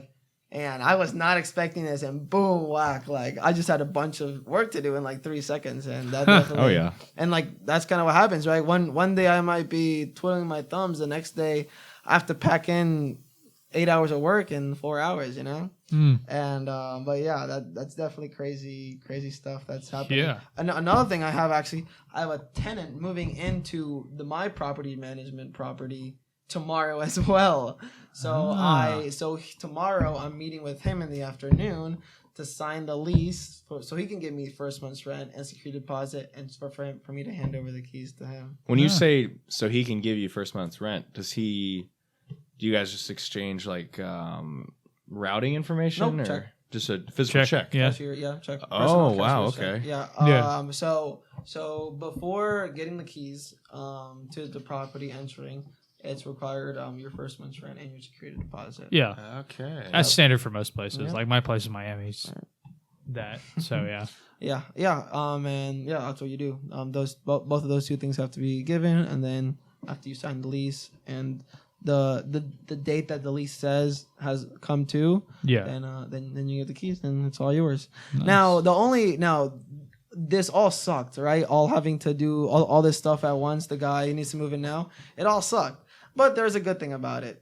This place is $1,645 a month to live in, which is good for me. Which is I'm gonna get a good commission. Yeah, I'm gonna get. that's a pretty. I'm decent- possibly gonna get around $500 an hour or two of work. So, Aaron, going to you, man. What you do? You have any new clients? What have you done in podcast, Aaron, stocks, what do you do? or small business, Mr. Lawn Man? So I just acquired got some good- another Hey. person on mowing. Very nice. So that was pretty good. Yeah. And then what else did I do? I have one more person where I went over to their house and just quoted them, Uh-huh. a price. And she said no, but at the time, but she wanted me to come around like later in the summer to come like the 27th, 20. Oh, and it gets hotter and Yeah, I feel like cutting Right. it anymore. That's they're going Exactly. to Germany, so they want someone to come there cut their grass. So Oh, okay. I was like, yeah, that's fine. So, what other sales taxes have you tried? To get more customers. You're still doing the flyers, door handles, I gotta mailboxes? order more like postcards, and I'm thinking about door hangers this time, so I won't have the struggle of Or door to door, man. You gotta knock on those doors like Yeah. Paul told you to Dude. do. Yeah, I know. It just, sucks, but just going up hey, to someone. it might work, Hey, can you know? I? Yeah, I really have to do like it on Saturday or something, or like Friday night or whatever. Just walk up. Hey, Maybe not Friday night. Can I? Yeah, probably Like not Friday. like, Like in 5 nice- 5 o'clock, in the 6 morning, o'clock. Sunday morning. They get off work. I Oh, go no, up to the Sunday door. I go up to the door. It's like, hey, ma'am, can I mow your lawn for you tomorrow? And if they Definitely, I would like practice it right with like mom, Oh, dad, brother. Like do Yeah. it like a bunch of times. Mhm. Get like that nervousness because who doesn't, right? I mean, to knock Sure. on a bunch of doors, like Oh yeah, get nervous, like being able to say it perfectly, being able to say, oh, I can do this for you. Like if you need like mulching or this, I can also do that. Stuff Yeah. like that to Yeah. entice people. Yeah. So, Yeah. yeah. So how what? long are you gonna have the lawn business until you go back? forever until I sell it. I've determined Sell the business, huh? that No, but I mean like actually But that is operating true. it. Like you yeah. are So gonna be so USF. I've learned that like I've set it up properly. I mean like I can keep it running. Mhm.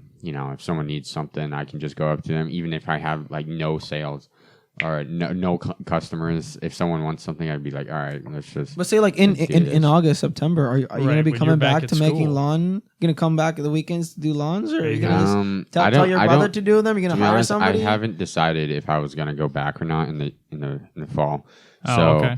I'm to still like debating. it. USF, you do Yeah, online. to USF. I'm just UNF? I might just do all online Online. Okay. at USF, but yeah, I'm still debating that. I mean, like I have until I think July 17th to Oh, okay. decide. Yeah. I mean, we kind of have to have the podcast going. You have to do. Yeah, you have to come back Oh, to yeah. Jackson, me and John. Oh yeah. Maybe I never thought about. How that. are we supposed to work that giant? Well, It's not. He's just saying just for the podcast. I can run you guys through the computers. Yeah, Ah, you that can write sounds down much better. instructions. Yeah. So There you go. To be honest, We need yeah, a really long cable. have to just get a 20,000 feet long cable. Something like that. Yeah, and then so I learned actually that one of my mowing clients for the past 2 weeks I haven't been mowing her grass, and that's just because there's been stuff on the yard, right? Yeah. And this was the same again 2 weeks ago I helped the renters move out of the place across the street, and for Dalton, if you don't know, Yeah. I mowed the grass across my neighbor. Okay.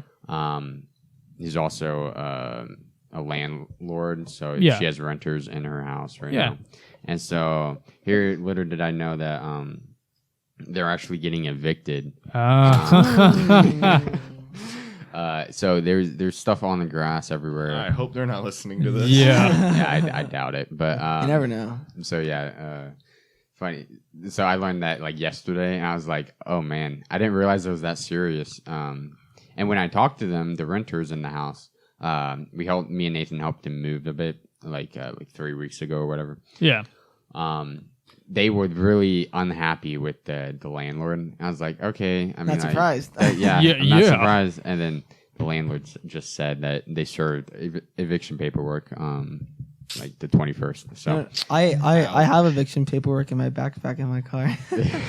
Oh, you just carry it around like a gun or something? It's a No, weapon, no, kind of. it's like Yeah. it's Is it all already filled out? been done. It's filled out and it's I ready? actually didn't even do the eviction. It was the Oh. past property manager and the 16 unit did it, but he gave it to me just for filing okay. purposes. Yeah. It's kind of funny. It literally says like sheriff's department. Like it's pretty serious and it's pretty bad on your Dang. record. Like it's very Oh, hard wow. to rent a place after you get an eviction. Oh yeah.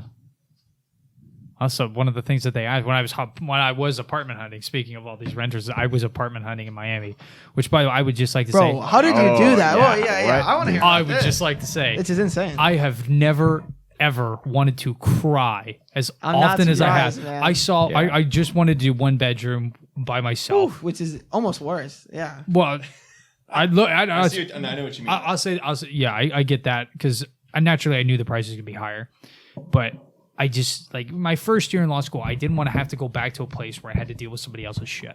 I just wanted to deal with my own. I just want to go back. I want to go Makes back sense. to my place. Right. I mean, I Yeah. don't think Yeah. that's unreasonable. Yeah, it's not. Right.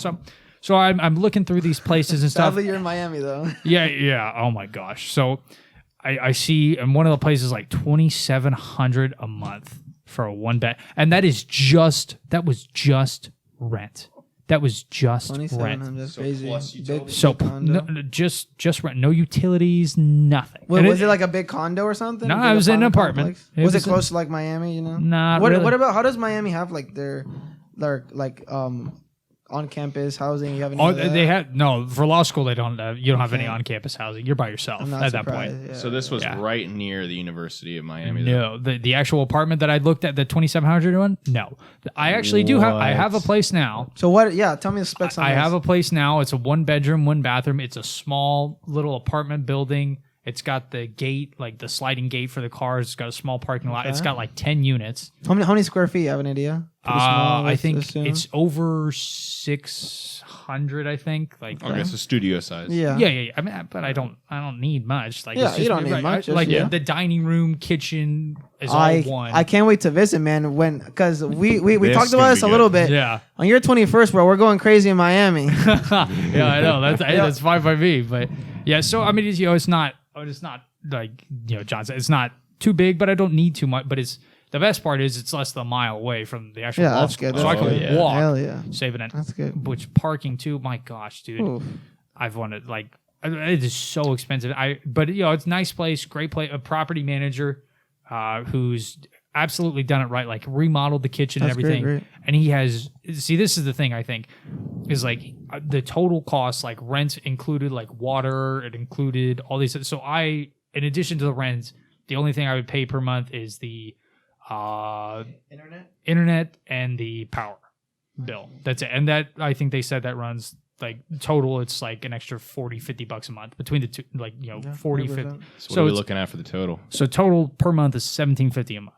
$17.50. It's kinda funny, yeah. For a one bed, one bath Miami apartment that's Yeah, less for- than a for mile Miami, away. I can't blame you. Less than a Yeah. mile Good job, away man. from So- campus. So like, kind of funny. I didn't mention this, but so I actually am getting I'm about to start doing property management for a condo in Riverside. Okay. And this Okay. is a really nice condo, right? Yeah. It's talking about like cost money, like higher prices, Yeah. like so. Yeah, like this is kind of the same thing, not to the scale, but Yeah. like we're looking at a 1-1. The owner he's gonna be doing a remodel and we want to bump his rent from 1,000 to 1,400 for the next new tenant because like That's a like- big jump. yeah, because it's it's in Riverside, man, and a lot of people are moving there, and it's a very nice condo, and like Yeah. we're like I tell it works right. These Yeah. nice places, especially now when the real estate market has such low supply, people can just shoot up rents and like in Oh, these yeah. nice How much? places, How like- much would you say a 3-bedroom, 2-bath house would rent for in Riverside right now?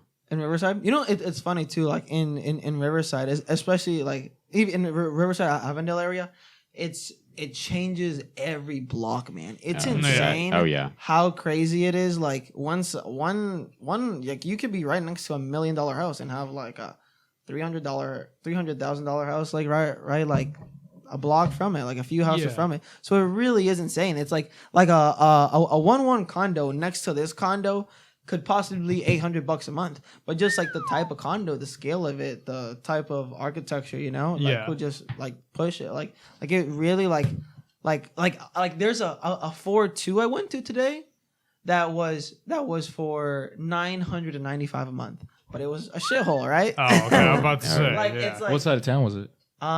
it was like bad downtown kind of area. So just downtown, but like really? it's crazy. Like, Moncrief. Yeah. yeah. That area. But okay. like, Yeah. but like Probably should be it's crazy. 800. Like, you think when I say 4-2, oh, that's got to be $2,000 a month.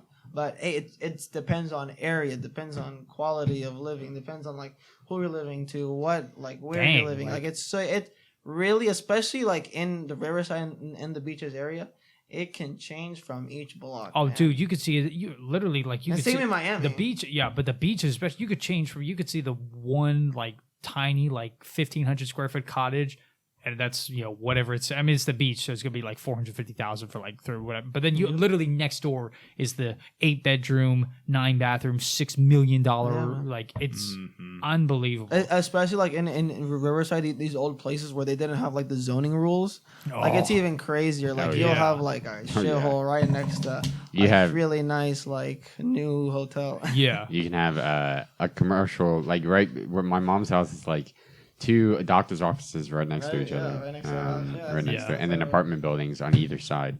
So It's like, oh my god, What's that called? Double zoning, where everything's it's usually a lot of So apartment buildings and commercial. I've doctor's offices, heard. So you have a lot. What You have a were you lot. gonna say, Dalton? I was gonna say I've heard that this time is now a seller's market for a home it buyer, is. which I don't quite get. How can it be a seller's market but not a buyer's market? That's Like you don't understand that, I'm like Yeah, it's 100%, the two are right? related. Yeah, like no, right? So Okay. because like selling right now, uh-huh. everybody wants to move to Florida. Okay. New houses in Florida have not been made a lot. Like the population in Florida has been rising, Yeah. but the amount of houses that have been made very low. Because still Cha-ching. even the craziness of 2008 has still is affected today, and like new home buyers, commercial like big companies making stuff. So like demand very very very very high, supply very very low. Okay. So right now you can sell your house for a lot of money. Say you even bought it last year, you can make $10,000 to $20,000 on your house. So now, a few things why it's not a buyer's market. Okay. One, for a single family, if you're trying to buy your first house right now, you're gonna be paying a lot of money. A lot of people like John. John probably couldn't have bought a house this year, and he could have last year. This is very true. I'm looking in the area, and there's nothing. It really is insane. It's all Like, outside my price range. If you're trying to find a decent single family house for like your new wife, a kid, you are gonna be spending a lot of money, and like.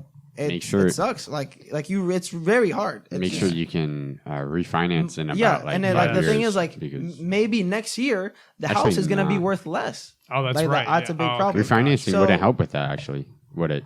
If the house decreases in value? Yeah, no, that would be terrible. Yeah, that'd be bad. So that's one problem, right? Gotcha. The second problem is, okay, let me. Oh, say you found the perfect house, right? Oh, this is the house I want. I'm willing to put $10,000 over asking price. Yeah. It's like I'm gonna make it. This is gonna be awesome. 10 other people just put an offer higher than you, and that is happening. Every single house that's going on the market right now. So this is a good time to be you. Yeah. You want to be Lots of commission. Yes. If you like 100%. Like houses are going for way more than they are posted. Everybody's offering. You cannot. You cannot give like a price that's like the price of the house. Yeah. So investors. another bad thing, if you're trying to get an FHA loan, like a lot of new home buyers are. Yeah. If you're the house will not appraise for $10,000 over asking, right? Like Right. you have to come out with that in your pocket, and not a lot of new home buyers don't have that type of money.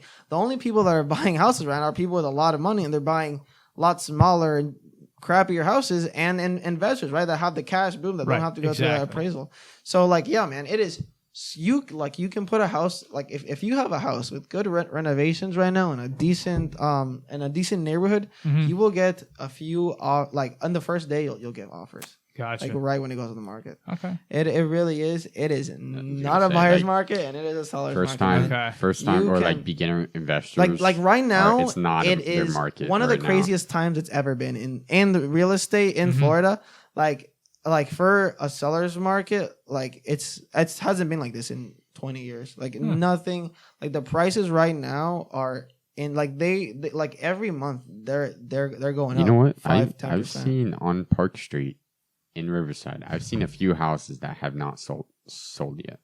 Well, Yeah, so that's- like They still have their signs out. Yeah, that's what I'm saying. Too highly too. priced, do you think? I don't know. They might be in contingent, but well, like so not every single house, right? They has to like meet some standards, right? If they're as is, like my house, right? I put on the market right now. This house isn't gonna be going crazy for, right? This is Right. not the house that some new family is gonna want because it needs new renovations, new kitchen, new this, new that, right? Right. So like there are obviously houses that aren't gonna be snatched up like that. But Right. like say most of like our parents' houses, say this is a great time to refinance, or if you did have a second home or something like that, then yeah, like you could sell and like you would definitely cash out at a very good time. So I guess what Aaron's saying is it's specifically bad for the first timers because you're trying to do everything you can to avoid stepping out of the seller's shoes and putting yourself into the buyer's shoes. right now you're Right. either, if you're trying to spend as little money out of your pocket as possible, it's going to be very hard to find a house in this market because think about it. If you're trying to buy like $150,000 house, but you only have like $10,000, a few years ago you could buy a house for $10,000, but now it's like you got to be put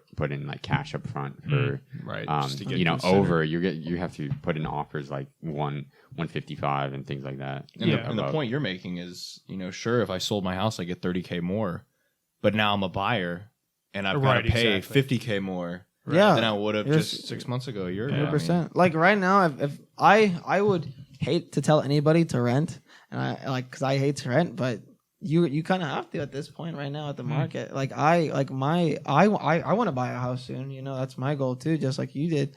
And like I'm gonna have to wait too. Like if it keeps going like which it's not right. Go off market. That's pretty much the only way. Yeah, right. Like if you know a family friend, right? But like the thing is, right? This is not always gonna be like this, right? It's always gonna go up. It's always gonna go down. A lot of people are predicting in a few months it might go down, and the next year it'll go down. Again, we've talked about this before. Right now, banks are not allowed by the government to foreclose on houses. This in September that will not be allowed. In that the term will be expired for that. And a lot of houses will be going up for foreclosure, and that's gonna leave a lot of room for cheaper houses to go on the market, and hopefully balance out the Does that market does that go into effect like September 1st? So I don't know exactly if it's the first, but that's when it expires. It is in September. Now the government could put an extension Right, I on was it, about to say. which is probably not gonna happen though, Yeah. because COVID has kind of fell down. A lot of people are getting a lot less cases, a lot less, like we're not in an emergency state right now. So Well, especially in Florida. We are in Florida, and Right. Florida's kind of the one state that isn't following all the rules right now. Yeah. And Dude. it's could be a good thing. It could be a bad Yeah, thing. 100%. Yeah. Kind of. We were talking about unemployment. I was watching a podcast today. Florida is one of the lowest in unemployment. We are at the state is 4.6, and I think Jacksonville's 4.3 unemployment right now. So we're doing really good. Yeah, I know. Yeah. Steven, do you think that preventing banks from foreclosing is healthy? No, No, that's not good at all. No, that's it's not good, What- right? Because okay, people are living in their house for free right now. 100%. So and So that's you a big problem. don't think Joe Biden should have extended that forbearance for the No. additional 6 months that he did? All right. So it's honestly, can't be like tell a person if like there's a pandemic and like you literally can't find another place to live, like you Right. just Right. lost your job, like you can't just like I would hope the bank doesn't just make you and your kids homeless, right? But then at the same time, they've it's done like- worse. The banks have done worse. I mean, It's like at the same time, it's like you can't just not pay. A lot of Yeah. people are taking advantage of this too. oh Like, yeah, they have them. They're stashing that money in their pocket, and now like when businesses are going back up, we have to go back to normal. You know what I mean? Yeah. So it's like like, yeah, I'm ready for September, and like I don't think it should be extended. And maybe in some states it should have. Like maybe some places are getting it worse than others. But like in Florida, no, like foreclosures are gonna happen, and like that's just we like want the matter those of because life. a mass load of foreclosures comes in. We've got the new real estate investors like us. You got usually foreclosures. You gotta pay a lot in cash for private equity.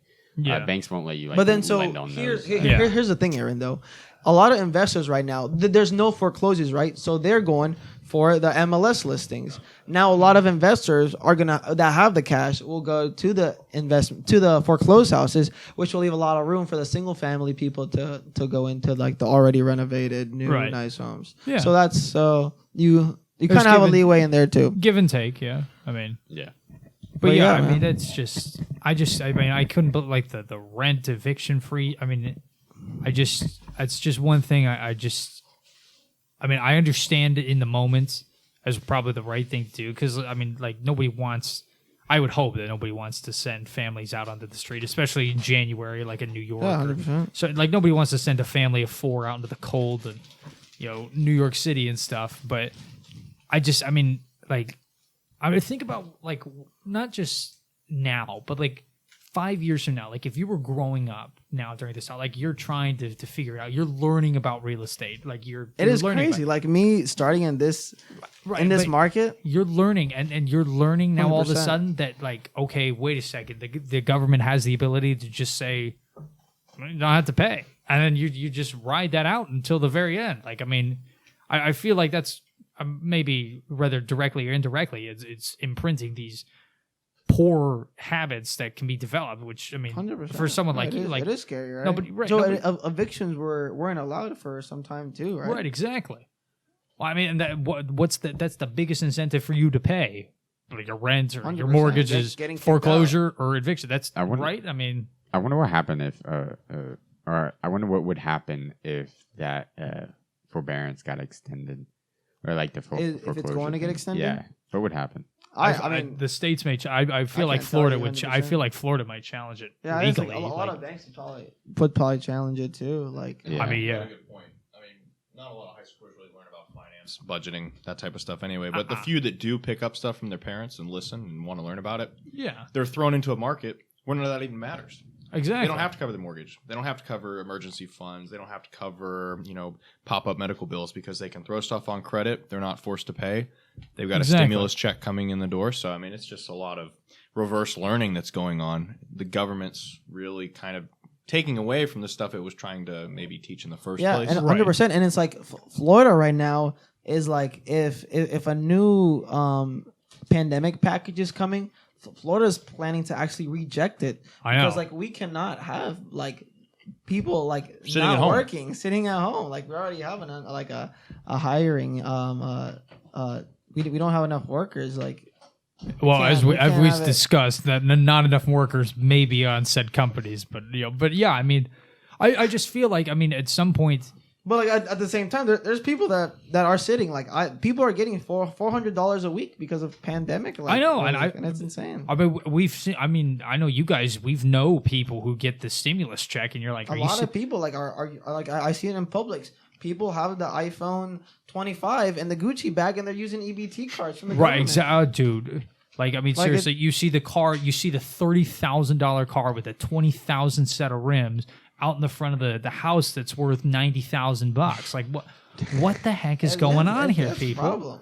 I that was the one thing my dad imprinted on me. That's the one thing I could say is like that was imprinted on me very early on. Is like, I mean, there is such a thing as being stupid with your money, and like he would point that out to me. He would go out of his way, whether or not he knew that he was teaching me, but like he would go out of his way and point out like, why does that person, the homeless guy, has the $40 pack of cigarettes? Well, what if he didn't spend that on that? What would he possibly be able to use the $40 for? Yeah, and the person with the $100,000 in the bank, they have a T-shirt on, and like that costs $5, and Exactly. like a 2-year-old phone that they didn't trade in to get the new deluxe version. Darn you know? the only reason that we upgraded, like the first time we upgraded our phones as a family, like my mom got my first cell phone. The only reason I got it is because the upgrade to the actual phone that we were going to get was free. We were content to sit. I told my mom, she's like, we need to get new phones. I was like, it works. I am content. Like, I don't understand, especially with all the problems with Apple and then all the other things, which I won't get into for liability reasons. But, like there's, and the same thing. Apple, the Apple same is thing, a sponsor. That's why we are Talk so. badly about our sponsors. that's why everybody around here is using a Chromebook and an HP laptop. Yeah, I don't think we have one Apple. Google device. Pixel. Yeah, I got a Samsung here. I think this is the only. This I think phone we only is the have only one. Apple. I got one. Okay, so we have Steven one has Apple product that is cracked screen treated horribly. Apple Juice. There you go. Does that count as an Apple product? But I mean, it's probably made much more ethically than most other Apple products out there. Darn tootin'. Foxconn factories, Google the suicide nets they just installed. But anyways, Yeah, but I just wonder too. I mean, like at some point too, because I mean, think about this. Like, there's going to be evolution in all markets, right? Especially now. Like, what's the big trend now? Everybody's doing electric vehicle. Hummer's coming out with an electric vehicle. Ford, right? Everybody's F-150? coming out with electric vehicle, electric this, electric that, electric.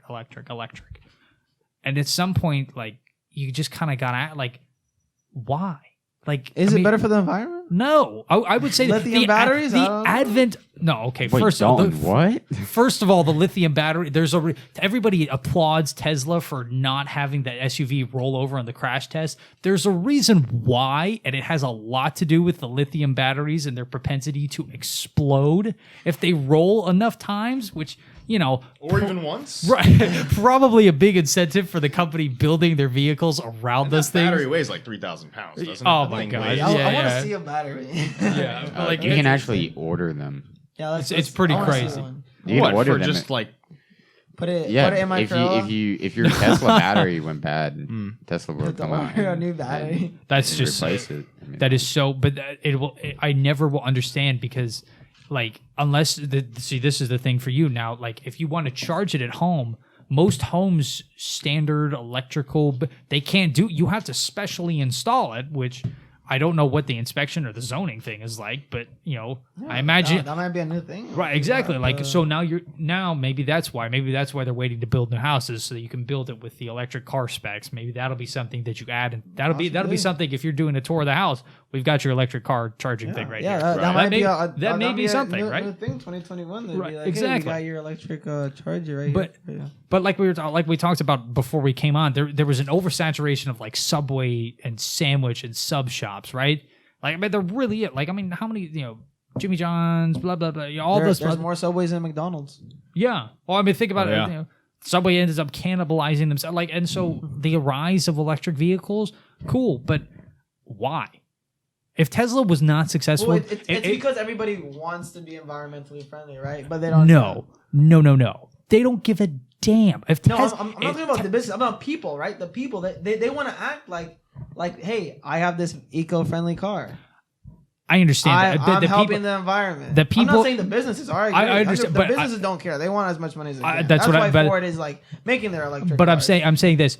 Tesla's been around since at least 2010. Making the Tesla Roadster S in 2010, that's been around. It was electric, right? It doesn't. People may want to care about that, but they don't, because if it was us selling Tesla, what if somebody else other than Elon Musk was in charge of Tesla? Do you think it'd be as popular, as successful as it is? he I bought would it from somebody. He didn't even make Tesla. Right. So Who did he buy it from?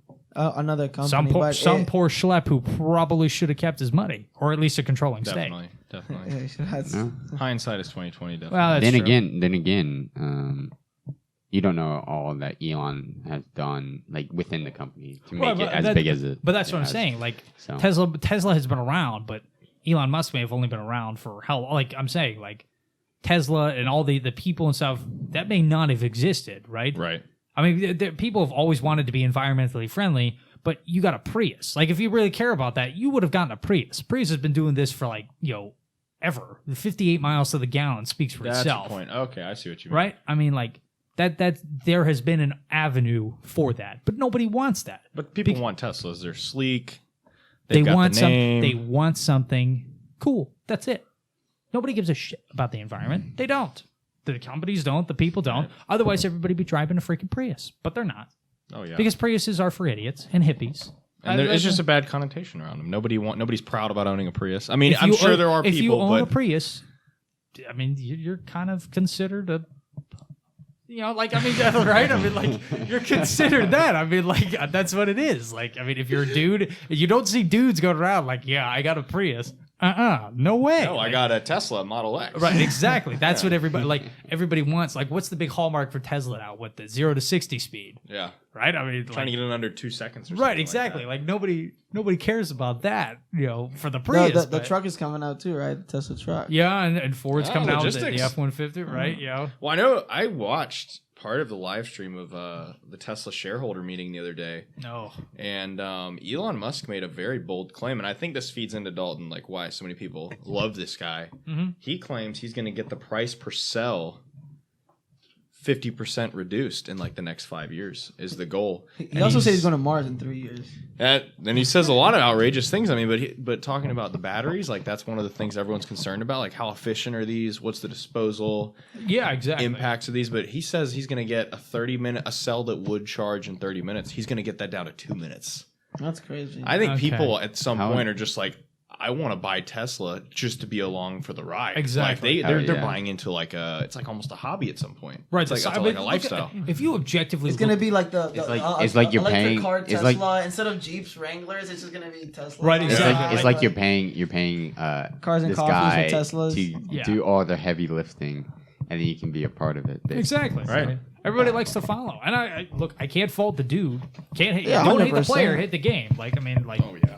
Dude, you've made $100-something billion off of all that stuff. Like, I got no problem with that. But like, I mean, think about it. Like, look at the Cybertruck. Like when they showed it, aside from whatever happened with the window, which whatever. But I mean, that looks like if you were in a truck video game or something or a simulator, that looked like the basic design that you would get. Like, okay, this is your truck. Design it how you want. It doesn't look appealing. Like, Doesn't it look crazy? Like I can't. Who thought of that idea? Exactly. Well, first of all, who thought of it? Who signed off on that? Like, yep, let's do it. Who then signed off on that and was like, oh yeah, we're building it. And then while you're building it, nobody said, yo, this doesn't look very good. Everybody, think about how many levels that has to go through in order for it to be signed off. That's the on. point, of Elon Musk, right? It's like to Exactly. make So it outrageous. different and weird and Exactly. just. It should look ugly in the beginning, right, to everybody, if and then it was- everybody like the Yeezy shoes, right? At first they looked ugly as shit. Now everybody in the world Right. wants Kanye's them a and they billionaire just- now. Yeah. That's crazy. But yeah, I mean, It like might be just because of that price tag right there of their shoes. like the Supreme, exclusivity like remember factor. Supreme? Yeah. Remember when Supreme was like a big deal for like a month in 2018 or something? Oh yeah. It wasn't like because of the super quality. overhyped. Yeah. Right, exactly. It wasn't because of the quality of the clothes. It was just like, okay, everybody wants to be on the trend with Supreme. Like, Yeah. all right, like, but It was really expensive and not that many out, like Exactly. per Yeah, version or whatever. yeah, but I mean, Yeah, they So you're came out with- suggesting that at some point the Tesla trend will just well, evaporate? I think at some point what's the big thing that has kept Tesla around? There is absolutely zero. There has been zero competition other than the Prius, which, as we've already discussed, there's a certain connotation that comes with that, right? I mean, think about it. Tesla has had a monopoly on the electric vehicle for the everyday person market, right? So now everybody else, think about how long it's taken. The Audis, I think they came out and said 2025 we're going to have a whole fleet of electric vehicles. Okay, last I checked, that's 4 years down the road, right? So I mean, Tesla in 4 years is going to pump out ass load more cars. Yeah, Stock now price will probably double. Yeah, They might 100%. come out with even more new stuff, And but like Tesla, they're trying to make like the $30,000 car too, right? exactly. Like So one that anybody can buy. So I- you know? but I've think- noticed that more and more cars look like Tesla cars. Oh, yeah. 100% So- that too. Yeah, they Oh, all have yeah. that sleek electric look. and they want the big like touchpad, Yeah, oh yeah. interface Now that you want. everything has the big iPad. Right. I mean, there's some stuff that like think about how And I hate it too because now you have to press 20 buttons to turn off your AC. Like, know. It's Oh, like, yeah. it's well so think about how annoying. many people now like how many cars had the lane assist, the automatic braking. Oh yeah, Not a lot of them, but once Tesla came out with like, all right, look, this Yeah. car self-drives, which I think a couple weeks ago I saw that they got in trouble because somebody was self-driving in Texas and they ended up driving off the road Oh, and Yeah, dying. 2 people there's gonna died. be And a few there's been lawsuits. several of those problems, which I don't know. If Don't you have? But yeah. I don't know if self-driving will ever truly Yeah, become I a thing. think they had to have like their hands on the wheel or Yeah. something. Yeah, but then people you're could put a water supposed to have bottle your Right, hands on the exactly. wheel. and jam it in the wheel, and Yeah, then it would just drive. Yeah, I'm good too. Well, I guess the final Yeah, go question for it. for me is like, you guys we have all these financial ambitions and stuff, but I mean, 5-10 years from now, do you see yourself still in Jacksonville living here? Or do you see That's a yourself great going question. somewhere That is a else? good That's a I great will question. be in Jacksonville. I will be in I'm Jacksonville. 90% so, sure. I At this probably point. will be in So Jacksonville. I kind of want to give a long answer. So yeah, so it's kind of funny, right? And I had no idea that I wanted to do this. Like a few like when I was in college, right? Right. I want to go to California, New York, whatever. Yeah. But Ew. I'm like, hold up. I like to visit California. Yeah, right. But No, but other so than now, that, like, I've completely changed. John's like, not like Yeah. not a chance. like going like you know what sucks too. I hate when everybody says I hate Jacksonville. It sucks. There's nothing to do. That's like, a are you lie. kidding me? Like I've been to one of the Tallahassee. biggest. Yeah. No, but I 100% plan to live in Jacksonville my whole life and just become an investor in Jacksonville. Own as many properties as I can, live in a house, then rent it out, buy another one, live in it, rent Yeah. it, and like own as much property in Jacksonville. It's like leave. Like I was so ready to leave Jacksonville at 18, go to Orlando, a new city, and everything. Yeah. That bug has left me. I have Uh-huh. lived in another city. I'm completely done. I love Jacksonville. The beach is right there. We have a football team. There's shit to do, and there's a bunch of companies coming to Jacksonville. Like I love Jacksonville, and I definitely do plan to start my family here and live here for the rest of my life at this point. Well, yeah, I know. I mean, obviously, it's just convenient for us to talk about Jacksonville because we're all familiar with it. We live here. But, I mean, even people listening that may be from Jacksonville and stuff. But, I mean, like, it's just curious because, I mean, you know, at some point, like, Jacksonville that we know now, like, if you have kids, if we all have kids, when they're in high school, I mean, it could be a completely different place, right? I mean, and like, it's kind of interesting. Me and Aaron talked about this. Remember when I showed you that the news report about 2010 to 2020, like the population has almost doubled. I know. Oh, yeah, yeah. So many companies have come to Jacksonville, Oh, and yeah. like in 2030, the same thing looks like it's gonna happen. Like Right. our population is I think skyrocket. I think and Jacksonville. so many companies are coming to Jacksonville. Like it really is. I think whoever was in charge of trying to get the most land in the city line in the city boundaries, because Jacksonville is the biggest, Yeah. the they're largest. and like Yeah. the river, the beach, like Yeah. we're oh, like, yeah. The like port, you got everything. anywhere you drive right now, new buildings are coming up, new houses, new condos, everything is coming up. Just wait till that September comes around. Everyone yeah. goes into foreclosure. No, yeah, Yeah. 100%. Well, man. obviously, we hope that everybody who doesn't need to get foreclosed on, they've got their stuff in the 100%. line, you know, right? Oh, I mean, yeah. like, nobody wishes those who don't deserve it to be out. Like, did you on their guys see? You feet. know, like in San Marco, where we used to run, like there's a Publix being built on that. Little Yeah. Puppy lot. Yeah, I drove by that. Isn't that crazy? Like even a small piece of land now, if it's in an attractive place in Jacksonville, people are Dude, trying to buy it and build. Remember Buy it the and the build. public school building that we would run through that parking lot? Yeah. You know that empty lot right there? They're starting breaking ground on something. Really? That is That's so cool. riverfront property right That's across from done. the stadium. That's done. Oh, you mean across? Like, you So know, on our side of the water? on our side of the water. Yeah, those apartments are done. Are they? No. Like, this is completely, like, this is just started. Like, I ran here today. Oh, and it's this is just starting. Like, More yeah. They apartments. finished this Yeah, weekend. yeah. They finished 2 hours ago. They don't even have. I don't even think they have any scaffolding up. Like, there's nothing being But erected yet. there was but- you know, like the landing was obviously like torn down and everything. I just saw some models of like a $1.1 billion condo like right there yeah. getting built up. I don't know if you I'd be guys cool saw if they that did an too. aquarium or something. Wouldn't that be cool if there was an aquarium? There's a big one in Obviously. Atlanta. You know, Jacksonville should have. Well, I don't something like. rivals. Is there a like? I don't think Miami has one, right?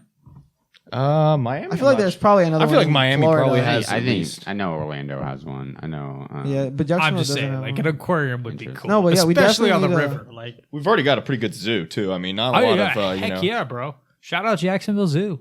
Future sponsor? Question mark. That's big time right there, Jacksonville man. Zoo. We could all Yeah. get hats or something. That'd be fantastic. Dude, some of those tiger hats that would be awesome. Well, we'll bring like an anaconda on the podcast. But I and mean, get, think a about it. video. Like, even if Oh, you're yeah. if you're driving into Jacksonville, if you're taking I-10, you know, east, or you're taking I-95, right? I mean, you see how many empty tracts of land that there are coming into the city. Oh, Yeah, now especially St. es- John's County now, the building there is just insane. Like Nocatee Nocatee, area, houses are being built like crazy. man. Those communities with the community pool, the Exactly, big fancy yeah. billboards on the highway. Oh yeah, It's just crazy. yeah. Jacksonville is it's literally predicted to become like another Orlando, Miami. Like it really is. Like I hope- so, I and hope- like being hope Miami and the Orlando being roads so won't get populated. that Yeah, bad. yeah. It is. They will. Like that is the problem, and Dang you it. can already see it. Like True. that's it's Yeah. happening, and the roads, the 5 o'clock traffic is gonna be hell in 2030. John, I how predict is it for 5 o'clock sure. traffic for you? Yeah, I know. It's terrible. For You guys me. are commuters, yeah. I'm going up the Matthews Bridge every day. I want to shoot Oh. myself sometimes. Arlington Expressway, baby. Yes, Yeah, sir. the Arlington Expressway. Yes, sir. Oh, I see that from Google Maps. The Matthews Bridge is always just that dark red colored traffic yeah, line. yeah. They made the mistake of making it 2 lanes. I mean, like, how are Yeah, you that supposed was to? I know, bad. yeah. Smart You're gonna have to idea. go How another are you bridge, sp- man. Like, They have the whole like steel structure around this. There's 2 lanes. It's like, oh man, Jesus. No, and Good then, like luck, if they, good luck. there's an good luck accident in expanding one that. of those lanes, it shuts down because people don't drive down the bridge. I get you're supposed to stay at the scene, but you can't stop at the top of the bridge in the right Oh, lane. yeah. Because Oh, geez. all it takes is somebody to swerve to try and avoid you and hit somebody, and off we go into the barriers and down the bridge, right? I mean, that'd be just that'd be tumble. crazy. damn, that's well. What a somber way to end that. Our last words No, talking it's about life. potential Hey. accidents on a bridge, right? I'll Steven say wants to this. shoot himself. I'll say, we had yeah. we had a lot of good talks, good conversations Oh, here. Yeah, 100%. Definitely knew a lot more about law. Would love for you to come back in the podcast. We can learn more about Yeah, law one of day course. again. When you But get yeah, your bar, Thing, or- yeah, when, Yeah, of when you course. pass the bar, you Bar, can yeah. get us out of our tax fraud. one day. Yeah. When we do our Wolf of Wall Street, you can help us out. Yeah, I appreciate you guys having me on. Oh, This yeah, was a lot man. of fun. All right, thank you everyone. This is See you guys. episode See you, 5. everybody. Dalton, thank you.